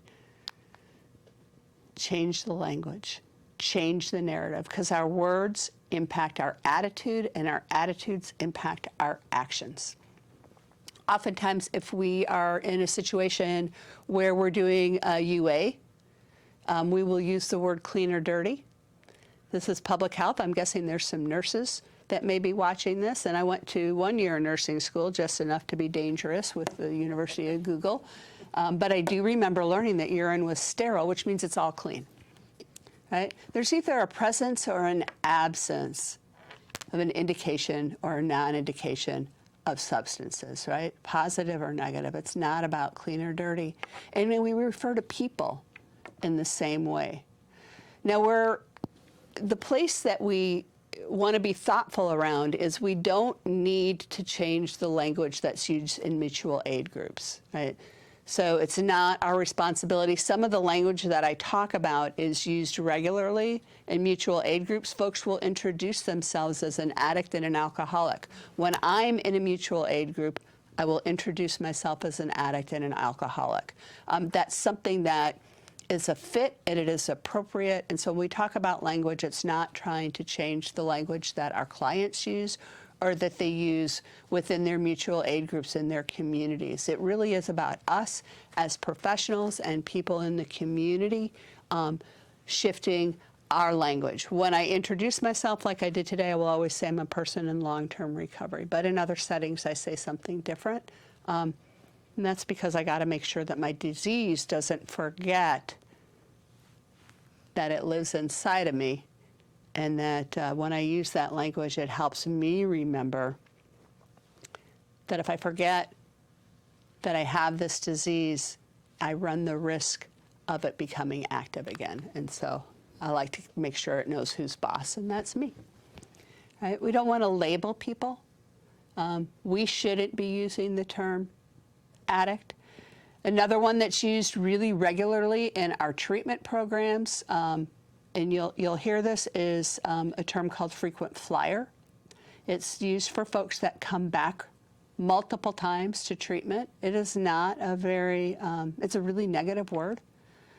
When I think about somebody who comes back to treatment regularly, I think that's someone who's persistent, right? This is they're not giving up. This is somebody who is not giving up on the possibility of recovery. And I guarantee you, coming back the 10th time is a whole lot harder than coming in the first time. But they do it. It takes a lot of guts. It takes a lot of bravery. And if I look at somebody as a frequent flyer, part of what I'm looking at is somebody who that I don't think has the hope of recovery. And that's not something any of us have any right to put onto another person. And I think also when it comes to behavioral health conditions, not looking at people as victims or they suffer from or they're afflicted with. I see that really frequently in the press. I see former addict, I saw it actually this week, former addict now working at the program that they were served at. She was a victim of an opioid use disorder and so on. What I will tell you is I am not a victim of a substance use disorder. I am a survivor of a substance use disorder and a thriver in spite of a substance use disorder, and I wouldn't get to do any of what I'm doing today if I had not had that experience. So we're going to go ahead and let's take a 15-minute break. So we'll come back together. I know that they'll set a clock on this that will count down for us. So we'll come back together at just a little bit before 5 till.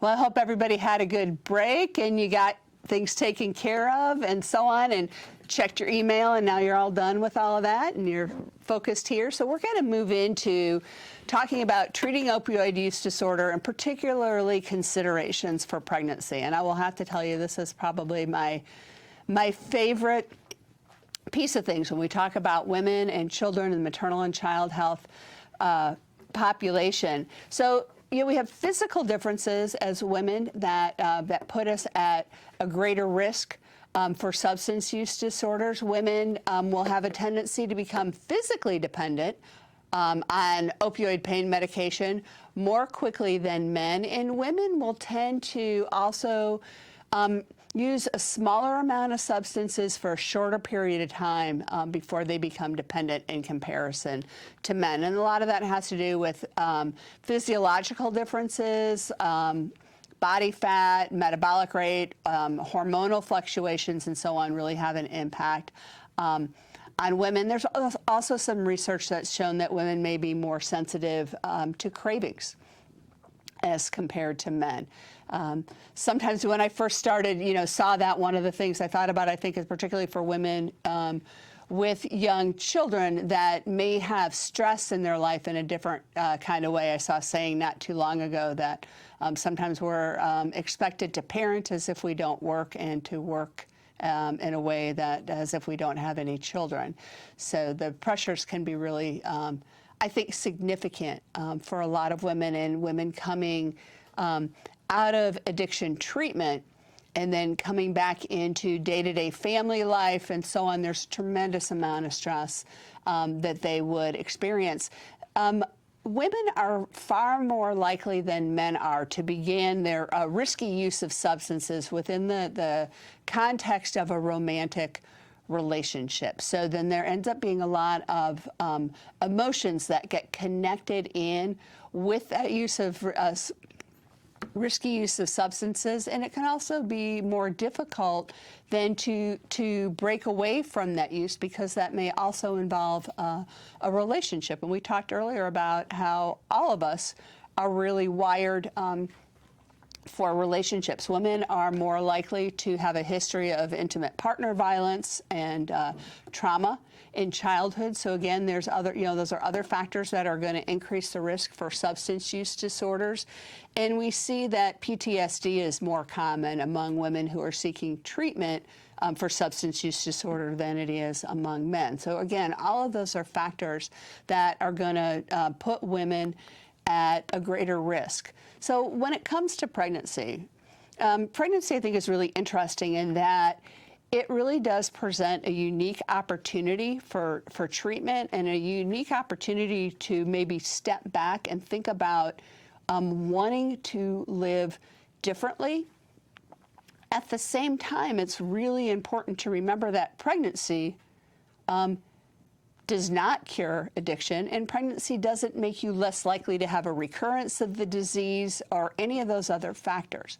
When women who, for example, go to prenatal care and if they are to receive, and if this happened universally, I think it would make a significant difference. It's certainly the recommendation of ACOG, is for universal screening.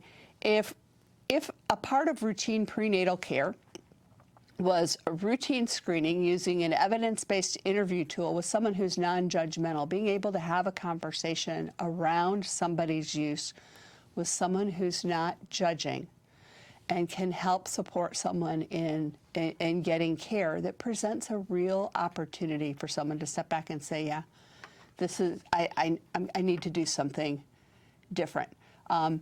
We don't have universal screening. In fact, screening for substance use disorder doesn't happen frequently within the context of prenatal care. We may do some toxicology testing, and routine toxicology testing, or UA, actually has been shown to keep women with a substance use disorder out of prenatal care, as opposed to an interview tool and a conversation, or doing what we call SBIRT, screening, brief intervention, and referral to treatment as an evidence-based process, really should be integrated into prenatal care. And I know here in Alabama that has been integrated into a number of family planning clinics, which is just amazing and innovative. And if I had to take a guess, I'm guessing that this may be one of the only places in the country where that's happening at a system level, and that's huge.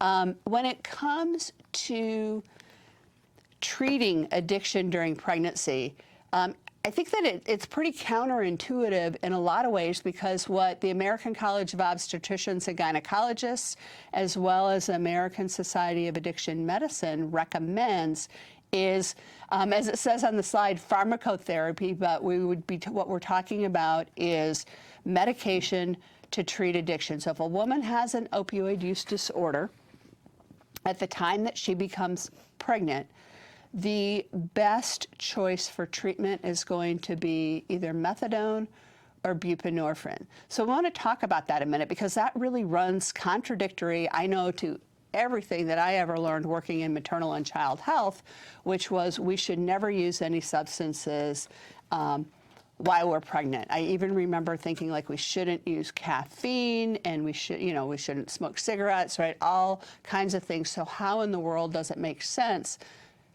And how is it that we should be prescribing an opioid type medication for pregnant women? So let's talk about that just a little bit, and why that is the case. So first involves just stepping back and thinking about the medication itself, how the medication works, and what the benefits of medication to treat addiction are, and what are, kind of what's the long-term management of using medication. We want to think about how we treat this as a chronic disease, how we help folks move from professionals managing the disease to self-management over time, how we utilize frequent checkups and so on over time. We have a period of stabilization and then post-stabilization monitoring. So we think about long-term management for this disease. The reality is that the medications to treat addiction reduce the risk of death by a minimum of 50%.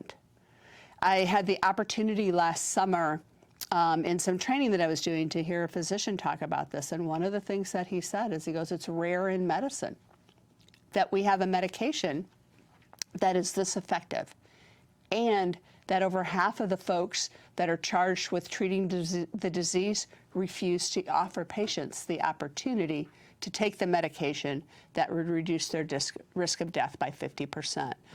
The same is true for pregnant women, right? It reduces the risk of her death and the death of that unborn baby by 50%, right? So first and foremost, that's one of the main reasons that we would be looking at utilizing medication for pregnant women. So when we think about medication, we talk about that it reduces mortality. It also reduces the associated morbidity that goes along with intravenous drug use. So that's going to be, it reduces hepatitis C, it reduces HIV, it reduces infection, abscesses, endocarditis, and other kinds of comorbidities that go along with IV drug use. It reduces the opioid use. Being in a treatment program that is comprehensive, that includes not just the medication, but counseling, a psychosocial or behavioral approach, along with the participation in self-help or mutual help groups and other recovery-oriented activities, then when we have all of these combined, we reduce the use of opioids as well as other substances. So that comprehensive approach ends up being really important. And again, we need to go back to think for a minute about what are the behaviors that lead to a healthy birth outcome. So I do not come from 19 years of working in maternal child health without a really good understanding of all the things that we would do working in programs for pregnant and parenting adolescents, right? Our first goal was to improve birth outcomes. So we wanted to increase the number of infants that were born at 5.5 pounds or above, the number of women who were making it to 38 weeks gestation. We didn't want babies who were small for gestational age. We looked at improving adequate and regular prenatal care, preferably beginning in the first trimester. We wanted to see women who were eating well, reducing stress, exercising a little bit, right? In general, taking care of yourself. And what I'll ask all of you is, do any of those things sound like things that folks are going to do when they're in the middle of active addiction? No. When you are actively using heroin, you're not doing any of that stuff. You're not eating. Your risk of being in a violent situation goes up. Your risk of HIV and hepatitis C goes up, right? All kinds of things. There is nothing about a lifestyle of active addiction that is conducive to a healthy birth outcome. And if pregnancy in and of itself is not a cure for addiction, which it is not, otherwise I think I said earlier during the break, we could have anti-family planning clinics and we could solve this issue, but that's not reality. Then we need to look at what is the best approach and what can we do that will reduce harm the most. If someone has an opioid use disorder and becomes pregnant, we don't have a perfect situation, and we can't make it a perfect situation. So when it comes to medications that can treat addiction, we have 3 FDA-approved medications, and 2 of them are approved for use during pregnancy. Vivitrol is not approved for use during pregnancy, but methadone and buprenorphine both are. Just starting with Vivitrol, it can be an option for folks when they're not pregnant. And what it does is it completely blocks the opioid receptor, so opioids can't get through at all. It's a once-a-month injection.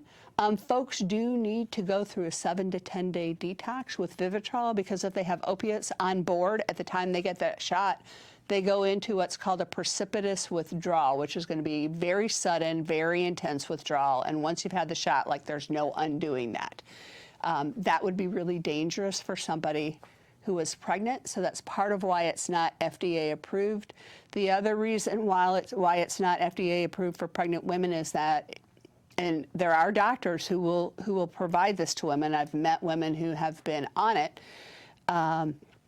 They need to come off of it at 7 months gestation, because one of the things is that we don't know who could end up in a situation where they're going to need a C-section and they're going to need to be able to use narcotic pain management in that kind of a situation. And if someone's on Vivitrol, that makes that really, really difficult and not at all safe for a woman who is pregnant. Coming off of that medication at 7 months pregnant is really pretty dangerous. And met someone not that long ago who'd found a doctor who gave her Vivitrol during her pregnancy, no counseling, no behavioral health, no other kind of support services, took her off it at 7 months. She had a return to use, which would be what we would expect without any other services or supports, and had an overdose, and she made it, and her baby made it, and they both are doing really well today. But those stories shouldn't happen. When it comes to methadone, we have used methadone during pregnancy for a longer period of time than any other medication. It's important to know when women are on methadone during pregnancy that as they progress in their pregnancy, that there is a really good likelihood that the dose of methadone will need to be increased in order for it to continue to be effective as a treatment for addiction. So that would be expected, particularly in the third trimester, where we would see that. Sometimes we start to worry and we think, oh, people are drug seeking, or they're saying that they're having cravings, or they're having symptoms, and they're just saying that. But this is something that would be expected. It's also important to know that both for methadone and for buprenorphine, that the dosage that the mother receives does not translate to an increase in the severity or probability of NAS, or neonatal abstinence syndrome, with the baby. So those things are not related. We would intuitively think that if you're on a higher dose that it poses a greater risk to the baby, but our research and our data has not borne that out whatsoever. When methadone is used to treat addiction, it is only available through a methadone clinic or an opioid treatment provider, OTP, very heavily regulated, and folks generally are going to have to go in for dosing on a daily basis with methadone. The other medication that is FDA approved is buprenorphine. It will come in different formulations as a sublingual tablet that's called Subutex. There's a film that's called Suboxone, where the buprenorphine is mixed with naloxone. And there's now an extended release injection that's called Sublocade, and that is relatively new. My understanding is there's also similar to the way we used to be able to do birth control with under the arm. And I'm just like losing my words. Someone might be able to help me out as far as what we call. When we were able to put it underneath the arm for an extended period of time for several months. We used to do the Norplant that way is how I remember it, but we have the same kind of technology. Transdermal. So, and it's available that way. I have not seen it used that way frequently, though, and I've yet to run into anybody who's been able to show me that they have that, but I do know that that is becoming increasingly available. Buprenorphine reduces withdrawal symptoms and craving. It is, unless you have the Sublocade or the transdermal, it is a daily dose that can be prescribed up to 30 days at a time. It does require a prescription, and when it's done well, then it includes all the other kind of behavioral health, counseling, appropriate level of care, whether that's a residential or intensive outpatient or counseling level of care, along with case management, peer support. I mean, ideally, all those wraparound services are provided together. Now, I do know, I'm guessing here in Alabama, as well as where I live, we do have clinics that provide buprenorphine and that operate in a way that looks an awful lot like the pill mills used to look, where there's no counseling provided, where everybody is getting the maximum dosage of 32 milligrams. Nothing is individualized. Folks are discouraged from tapering or taking a lower dose, and the provider only accepts cash. What I like folks to think about is when that's the only provider in town and the only option folks have, we see a lot of diversion. Because when I'm being prescribed more than I need, and the only way that you're going to serve me is if I pay you in cash, I am way more likely to divert it. When folks have other treatment options, they are way more likely to utilize a provider that provides comprehensive care and really helps them get well, because part of the reality is folks really do want to get well. Can I say something? Yes, ma'am. Kat in-house with the Department of Mental Health. The Alabama Board of Medical Examiners we all formed a committee that the governor put together, and we just recently wrote our MAT rules for doctors who will have to do the counseling, will have to do the prescribing correctly, that type thing. That will go before the Alabama Board of Medical Examiners in the next month. That's awesome. Then it will go out for administrative code and go into law. The other thing that I wanted to say is that because we received a lot of state opioid response money, we were actually able to increase our MAT services with our existing providers by 50%. So when they call that 1-800 number that I gave y'all earlier, they can basically ask for an assessment. That's what has to happen first. When that assessment takes place, they will determine what is the best level of care. And if it is buprenorphine or Suboxone or whatever, then they will work that person through the system. That's awesome. That's really, it allows, you know, there's really good data from different providers. The Hazelden Betty Ford Foundation is one that has really utilized and made medication available within the context of a really strong recovery-oriented model of care. And what, you know, their data has really demonstrated that it has a significant positive impact on folks staying engaged in treatment. And nobody gets well when they don't stay engaged in treatment. So in addition to saving lives, reducing overdose death, it increases folks' engagement in the treatment process. So I think it's awesome when you have providers that have the expertise, that are specialty addiction treatment providers that can really integrate the use of medication with the comprehensive kinds of services that folks need. That's how folks get well, and that's how they get to have an amazing and different kind of life, and how they get to show up as parents. So, you know, I talked a little bit, coming back to pregnant women, about the medication dosage, right? The dosage of addiction medicine doesn't reduce the expression or severity of NAS. One of the other things that's really important to recognize is that when it comes to children and children's outcomes, we are oftentimes really concerned. And rightly so, in a lot of respects, we're really concerned about NAS. And the thing to know about NAS is, one, it is really treatable. We know how to treat infants who have NAS. I work really closely with a neonatologist in Louisville that has been doing training around neonatal abstinence syndrome, or you may hear it referred to as neonatal opioid withdrawal syndrome, all across the country.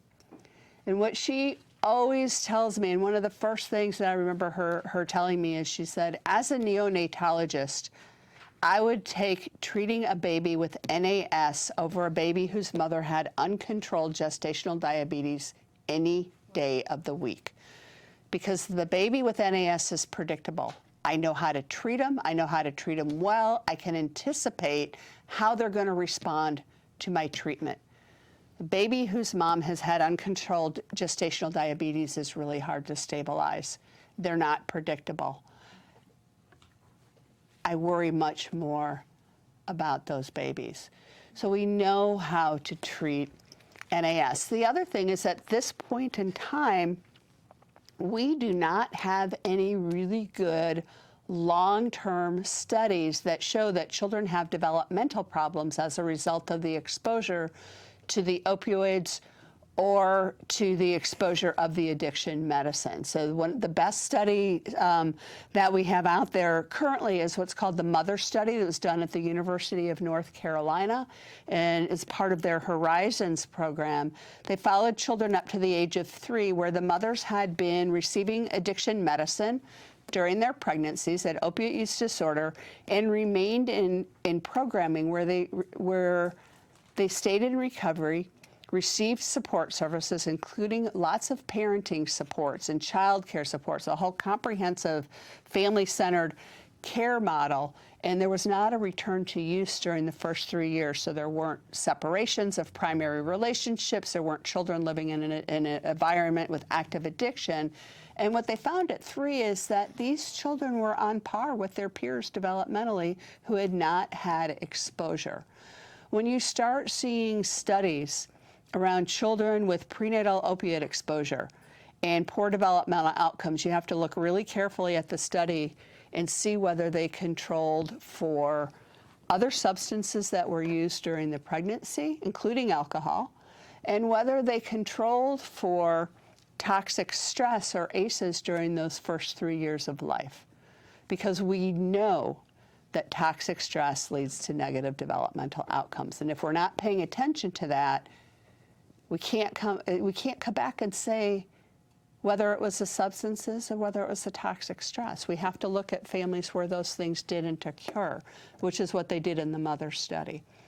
So again, we have a medication that reduces risk of overdose death, that increases engagement in treatment, that will lead to potentially a withdrawal syndrome in an infant that is treatable, and that we don't have evidence leads to long-term developmental outcomes. And that is why we would recommend, and that why it is the recommendation for women who are pregnant to be on addiction medicine during the course of their pregnancy.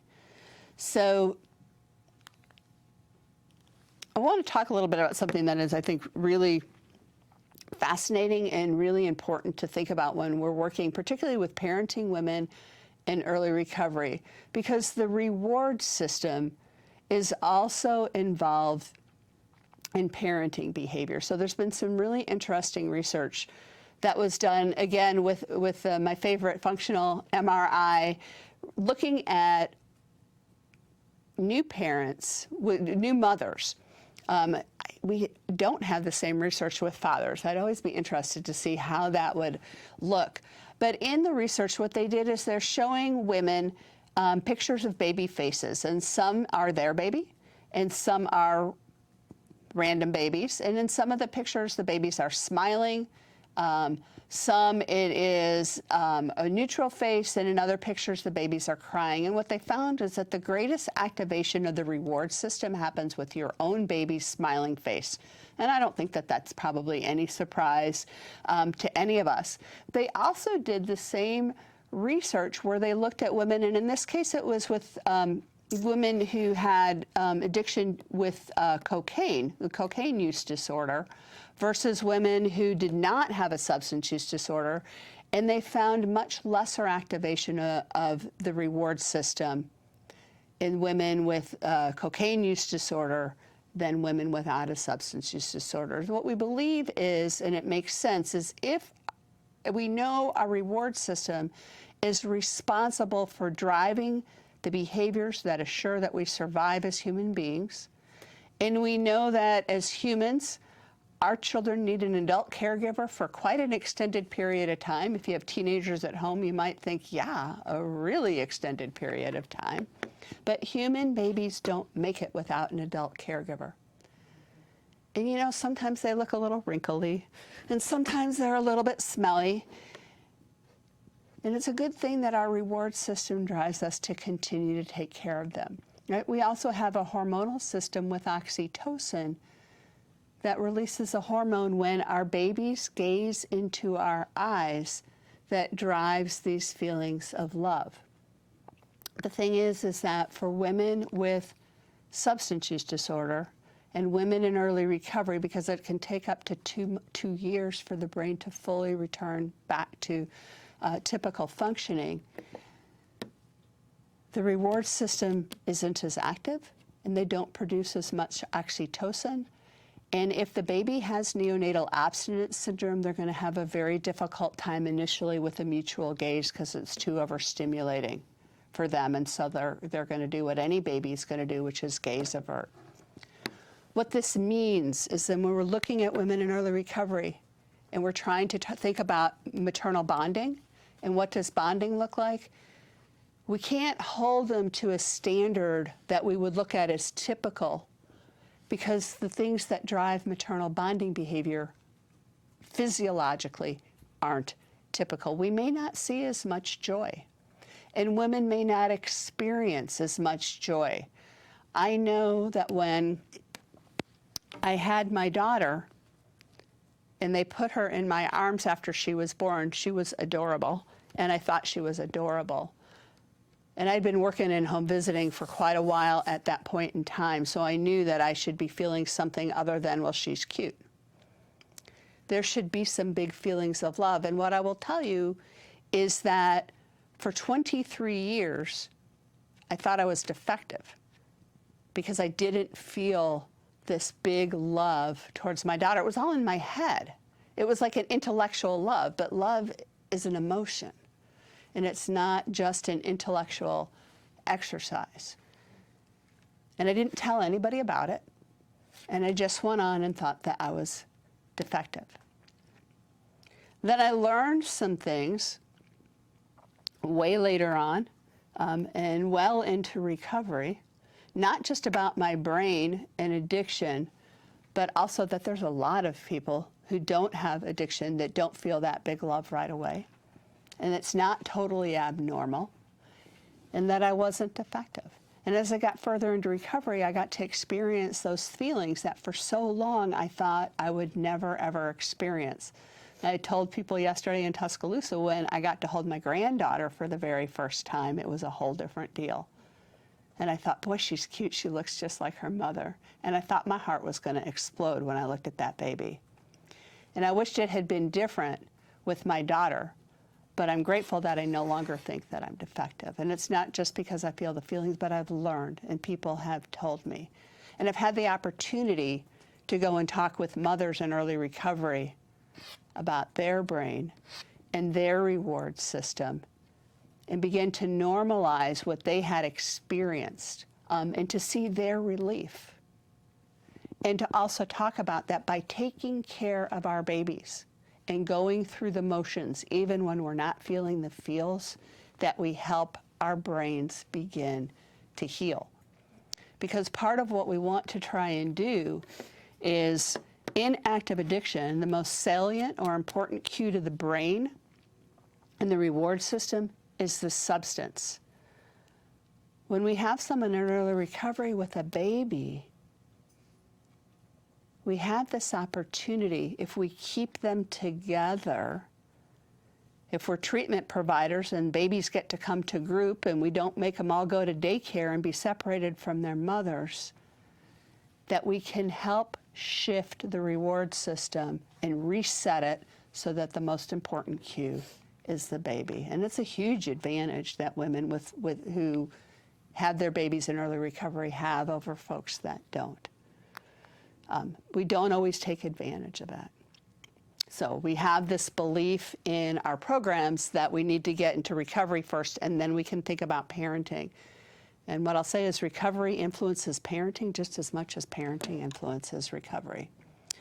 So when we have folks in early recovery, one of the other things we need to remember is that the stress response system is kind of in overdrive, and it takes some time for that to settle down. We have a baby who has had NAS.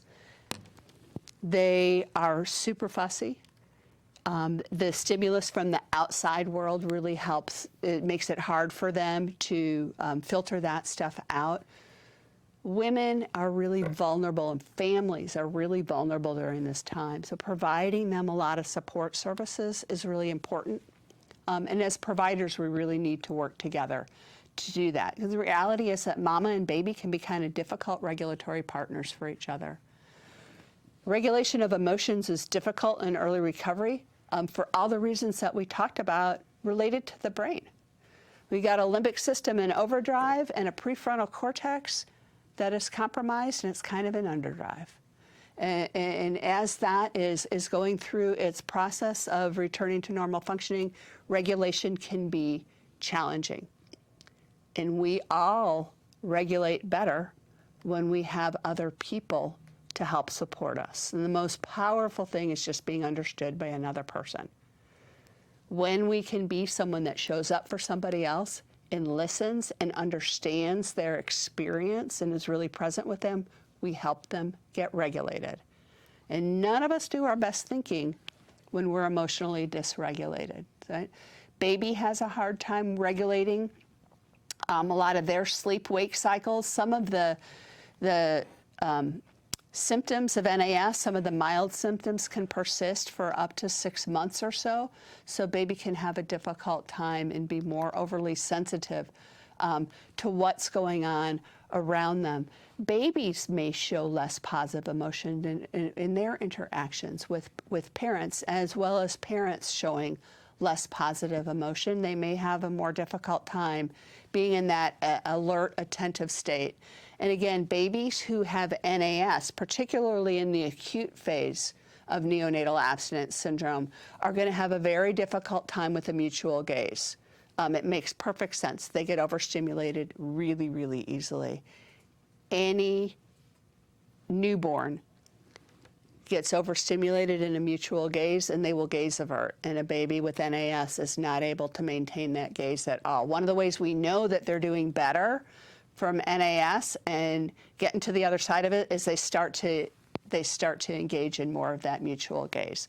It is so important parents know that, because we get really scared when our babies don't look us in the eye and we start worrying there's other things that are wrong.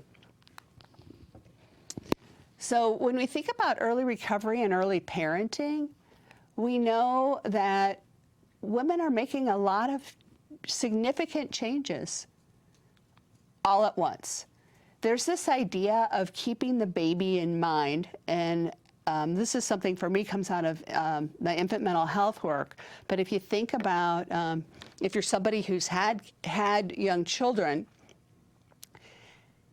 I asked folks yesterday, and oftentimes I'll ask folks, and I'll ask you all in the video audience, if any of you have a young child, particularly under the age of 2, how many times you've thought of that child since I started this presentation? What the lady told me yesterday is more times than I can count. And that's usually what I answered. This is what we think about keeping the baby in mind. And no matter what else we're doing, we're thinking about the baby, what's going on with the baby, are they sleeping? Am I going to get them picked up okay? How's our evening going to go? How will we structure things so that this is going to work okay for the baby today? What time are we going to go to the store? Because if we go during when they, I can expect them to sleep, this is not going to go well at all for any of us. So it's keeping the baby in mind.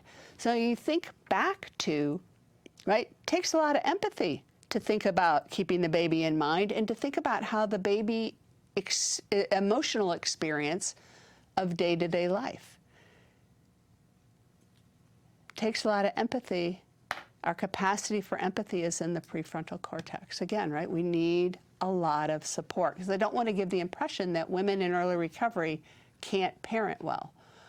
What I want to make really clear is women in early recovery parent well with really good support from folks that are involved in their lives.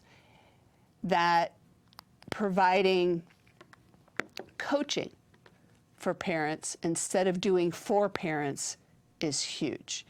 So if you're working with parents, it is really, really tempting when we see something going on that makes us feel kind of anxious inside. Let's say we see a baby given some really clear cues that mom's not picking up on. We really want to jump in.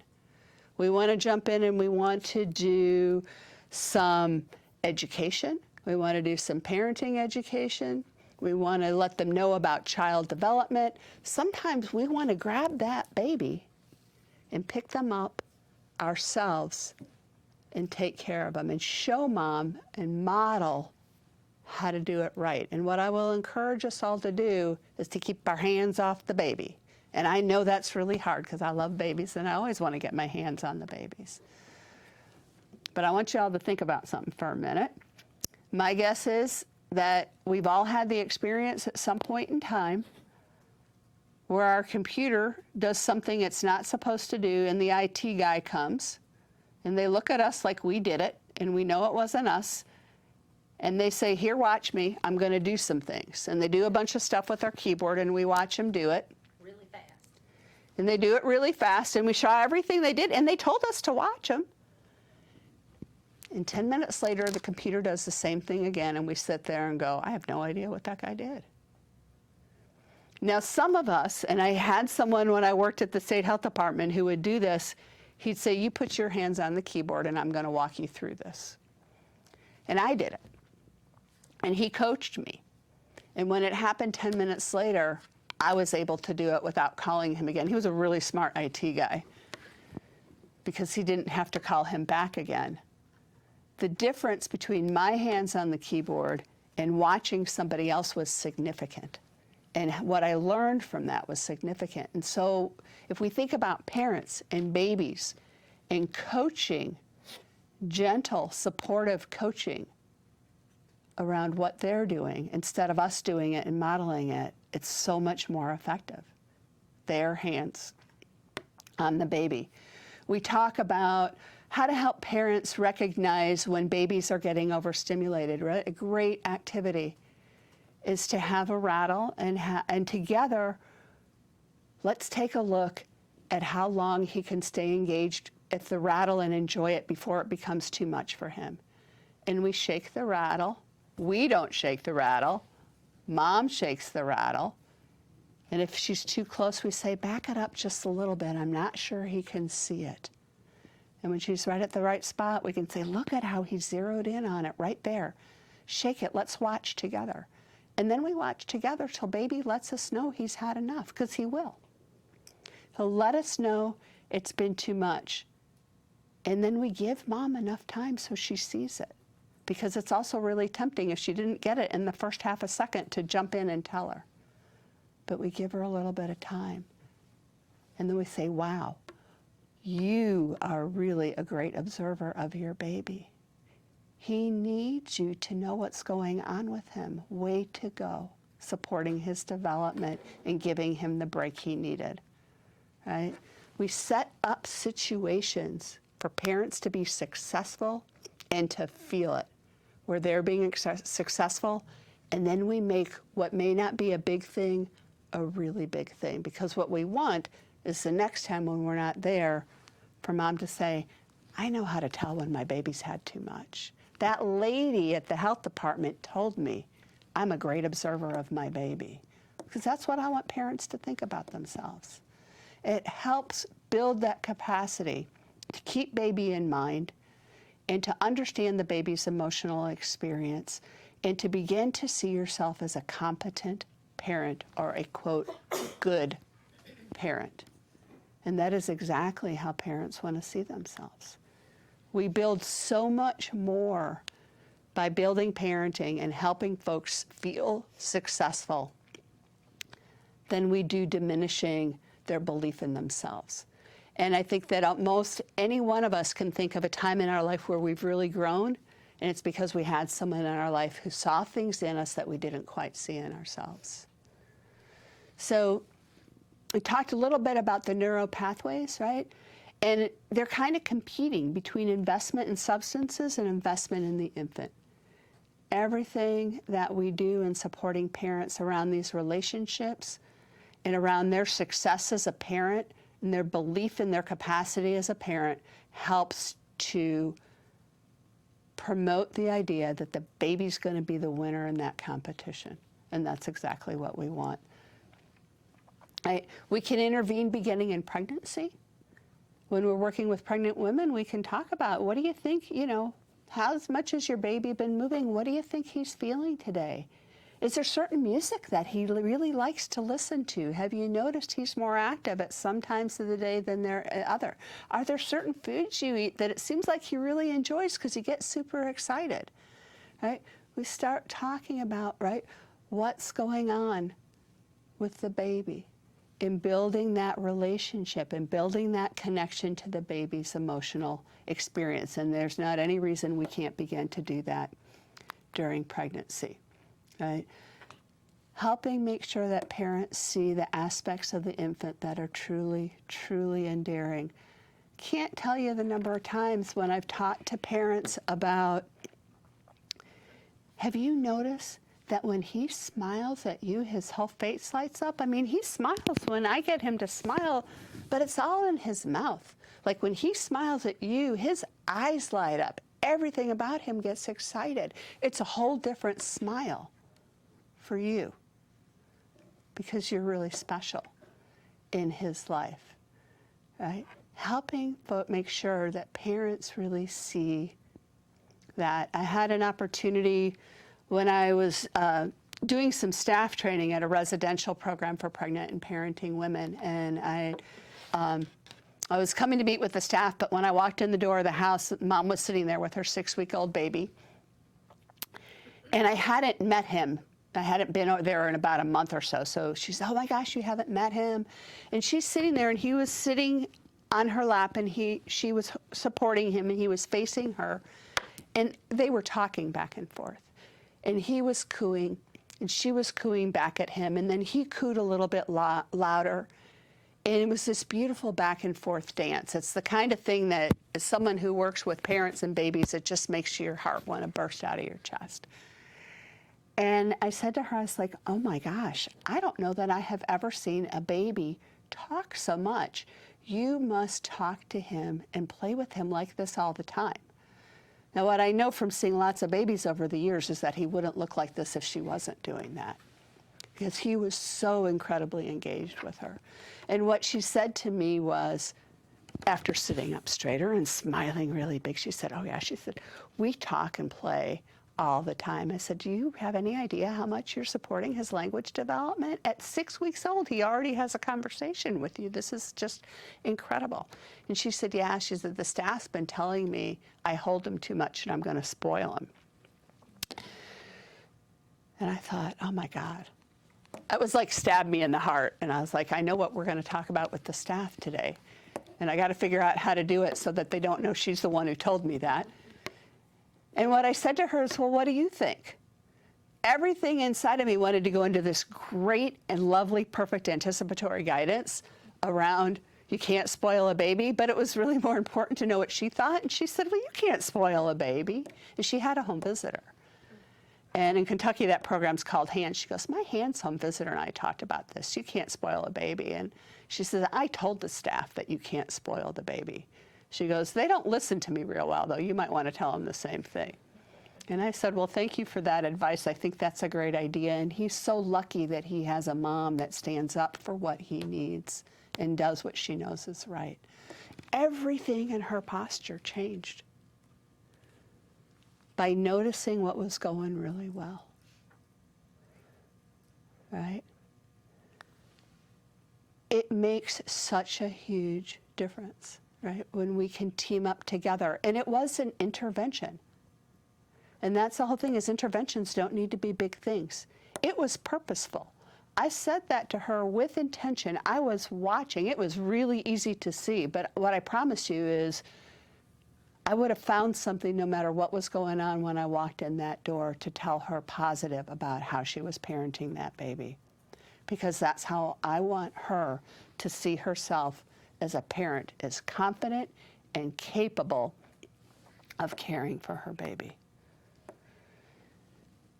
Where we need to be concerned is around persistent misreading of infant cues. And when I say persistent, I mean 60, 70, 80% of the time.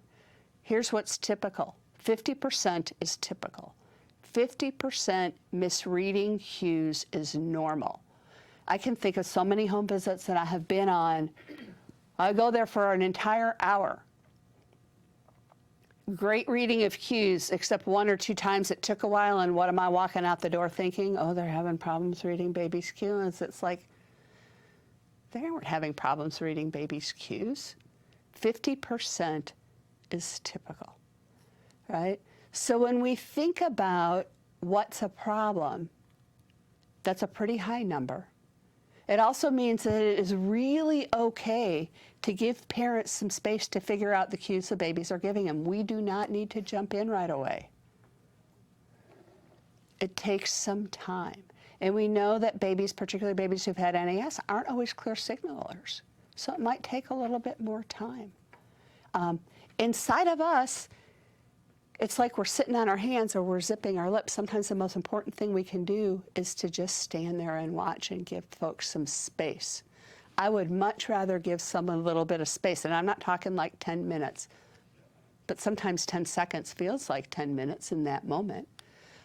I would rather give someone space and be able to come behind them with a great big affirmation about how they read that cue than to correct them and jump in before they had the chance to figure it out. It's going to go a lot farther towards that parent-child relationship and solidifying that relationship. This idea of wondering about babies together is absolutely huge. Thinking out loud, what do you think is going on with her? What do you think she's telling us right now? What do you think she's feeling? I used to make up, I have sheets of feeling words for babies that I've used with parents, where I just have a sheet that I laminated that has the feeling words that infants experience, and then I have another column for toddlers because they've got way more complex feelings than infants do. And so, what do you think she's feeling right now?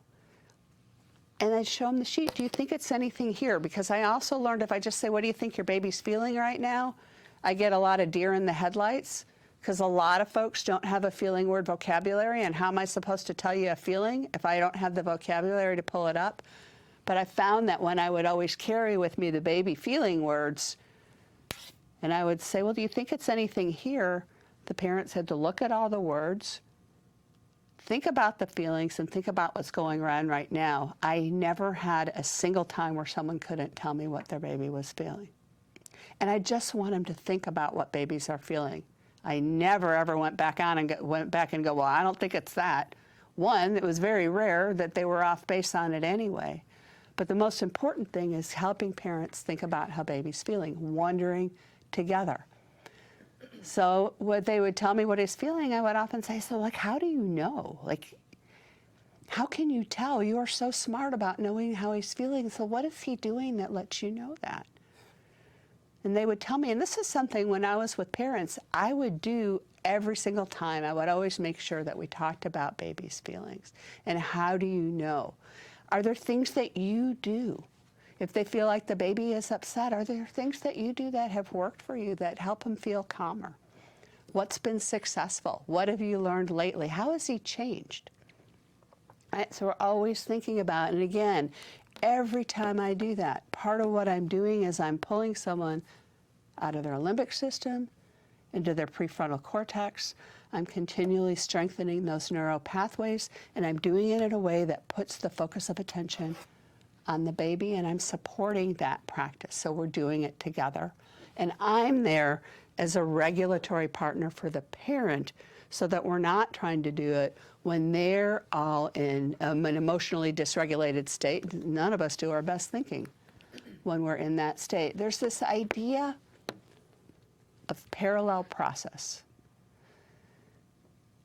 that they teach us about in parent-child work or in infant mental health school, that the relationship experiences that we have with parents can affect the relationship that parents have with their children. So if I can join a parent and help them be calmer by understanding how they feel, part of what I give them is a better ability to help their child regulate and understand how their child feels. It's hard to understand the feelings of another when no one's understood your feelings, right? This parallel process is important, and it's important for it to be a deliberate part of the work that we do with parents. And just in case any of you were wondering, that is my granddaughter on her 2nd birthday, because her parents gave me permission to use her pictures, right? It's one of my favorite sayings, right? Do unto others as you would have others do unto others.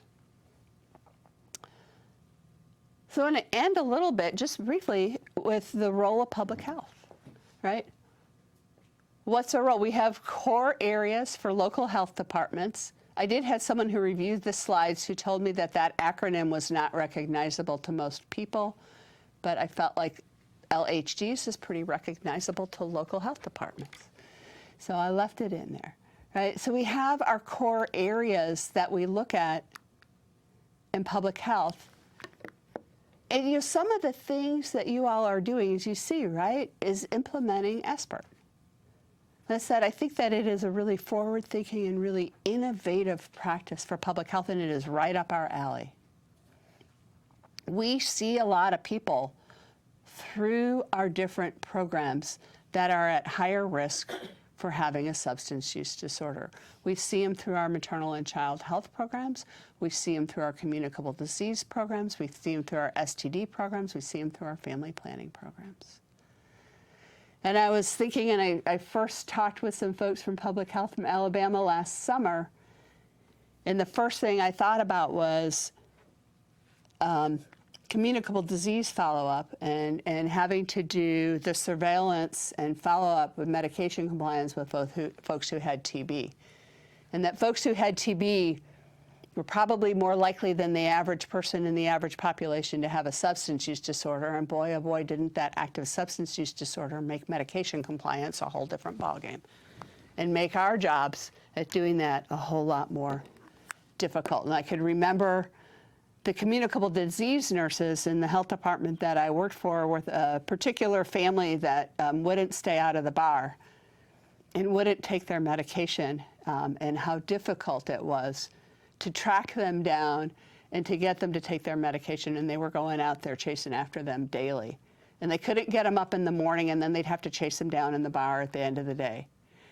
And I remember thinking, as I got into recovery and thought about public health work, I'm like, man, if those folks could have gotten into recovery, it would have made the nurses' job so much easier. Like, they probably would have come by the office, send them a text or a phone call and say, got my medication, we're good. So, there's a lot, I think we have a lot of opportunity in public health. I think about family planning, and I think about preventing neonatal abstinence syndrome. And one of the things that I hear from the folks who run methadone clinics, I talked with a lot of OTP providers. I started talking about this back when I was in Minnesota. One of the things that they would tell me is that folks who are really active in their addiction, women of childbearing age, oftentimes are sexually active without protection and don't get pregnant, and have come to believe it's not possible to get pregnant until they get on methadone and start taking care of themselves in other kinds of ways, and they get pregnant. Our OTP providers don't think too much about contraception. And I kept thinking, well, wouldn't that methadone clinic be a great place to offer family planning? Because people are coming there every day anyway. And one of the things I know about getting those kinds of services, if they're available where you're going to anyhow, you are so much more likely to avail yourself of those services. Kat likes this idea. She's turning around and she's talking about it right now. But I think about where we offer medication and we offer treatment services.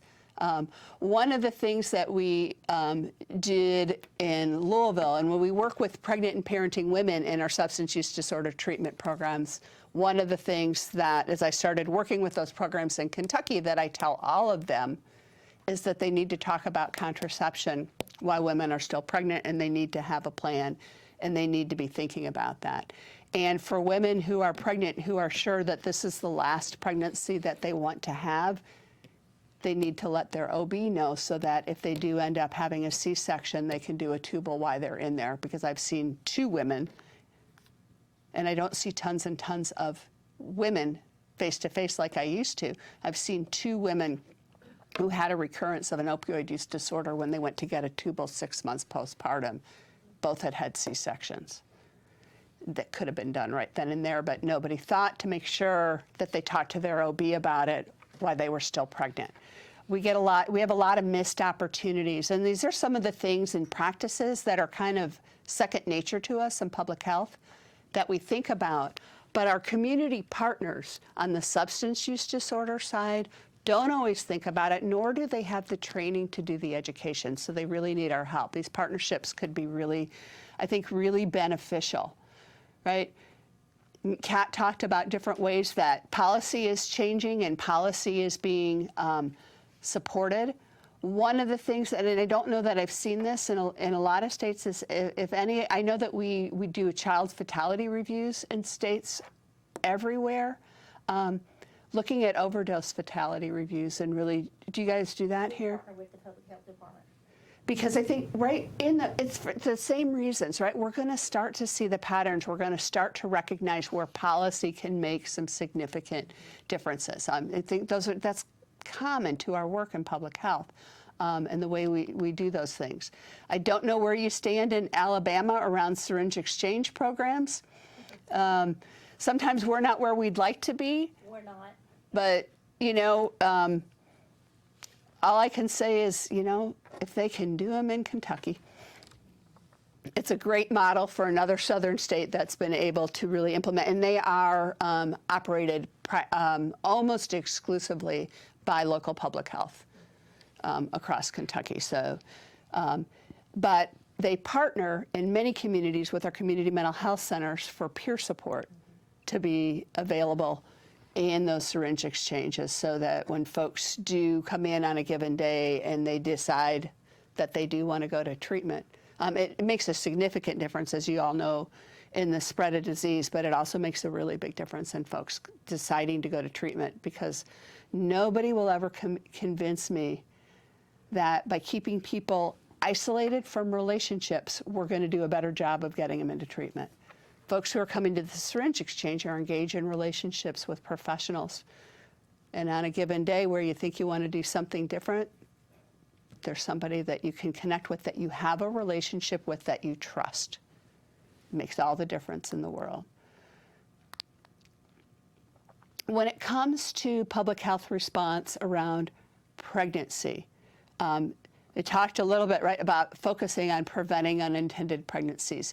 95% of pregnancies that occur in folks with active addiction are unintended. General population is 50%. Folks with active addiction is 95%. So improving access to contraception where folks are at is really, really important. See, if local health departments operate the syringe exchange, it's kind of a no-brainer that we could connect people up with family planning services. Right there. So universal screening, all the kinds of things I think that you all are starting to do here in Alabama are really powerful things, and can be a model across the country. So this is my contact information. If folks are working in in the field and want to reach out to me, please don't be a stranger. We have Opioid Response Network.org if you want to submit TA requests. And if folks have questions, there's a way to do questions, right? Well, I don't see that we have any questions via email, but do we have any questions here in the studio? Last statements? Just be sure to use the stick. I think it was an excellent presentation. Thank you. Yes, very informative. That must be why there's no questions. I covered every base, which is not really possible. Either that or folks are hungry. No, I think you did a good job. Thank you, Sharon. This concludes our program for today, but I want to thank Sharon for being here, and thank you for watching. Please remember that you can refer back to the training and resources anytime on demand, and have a great day.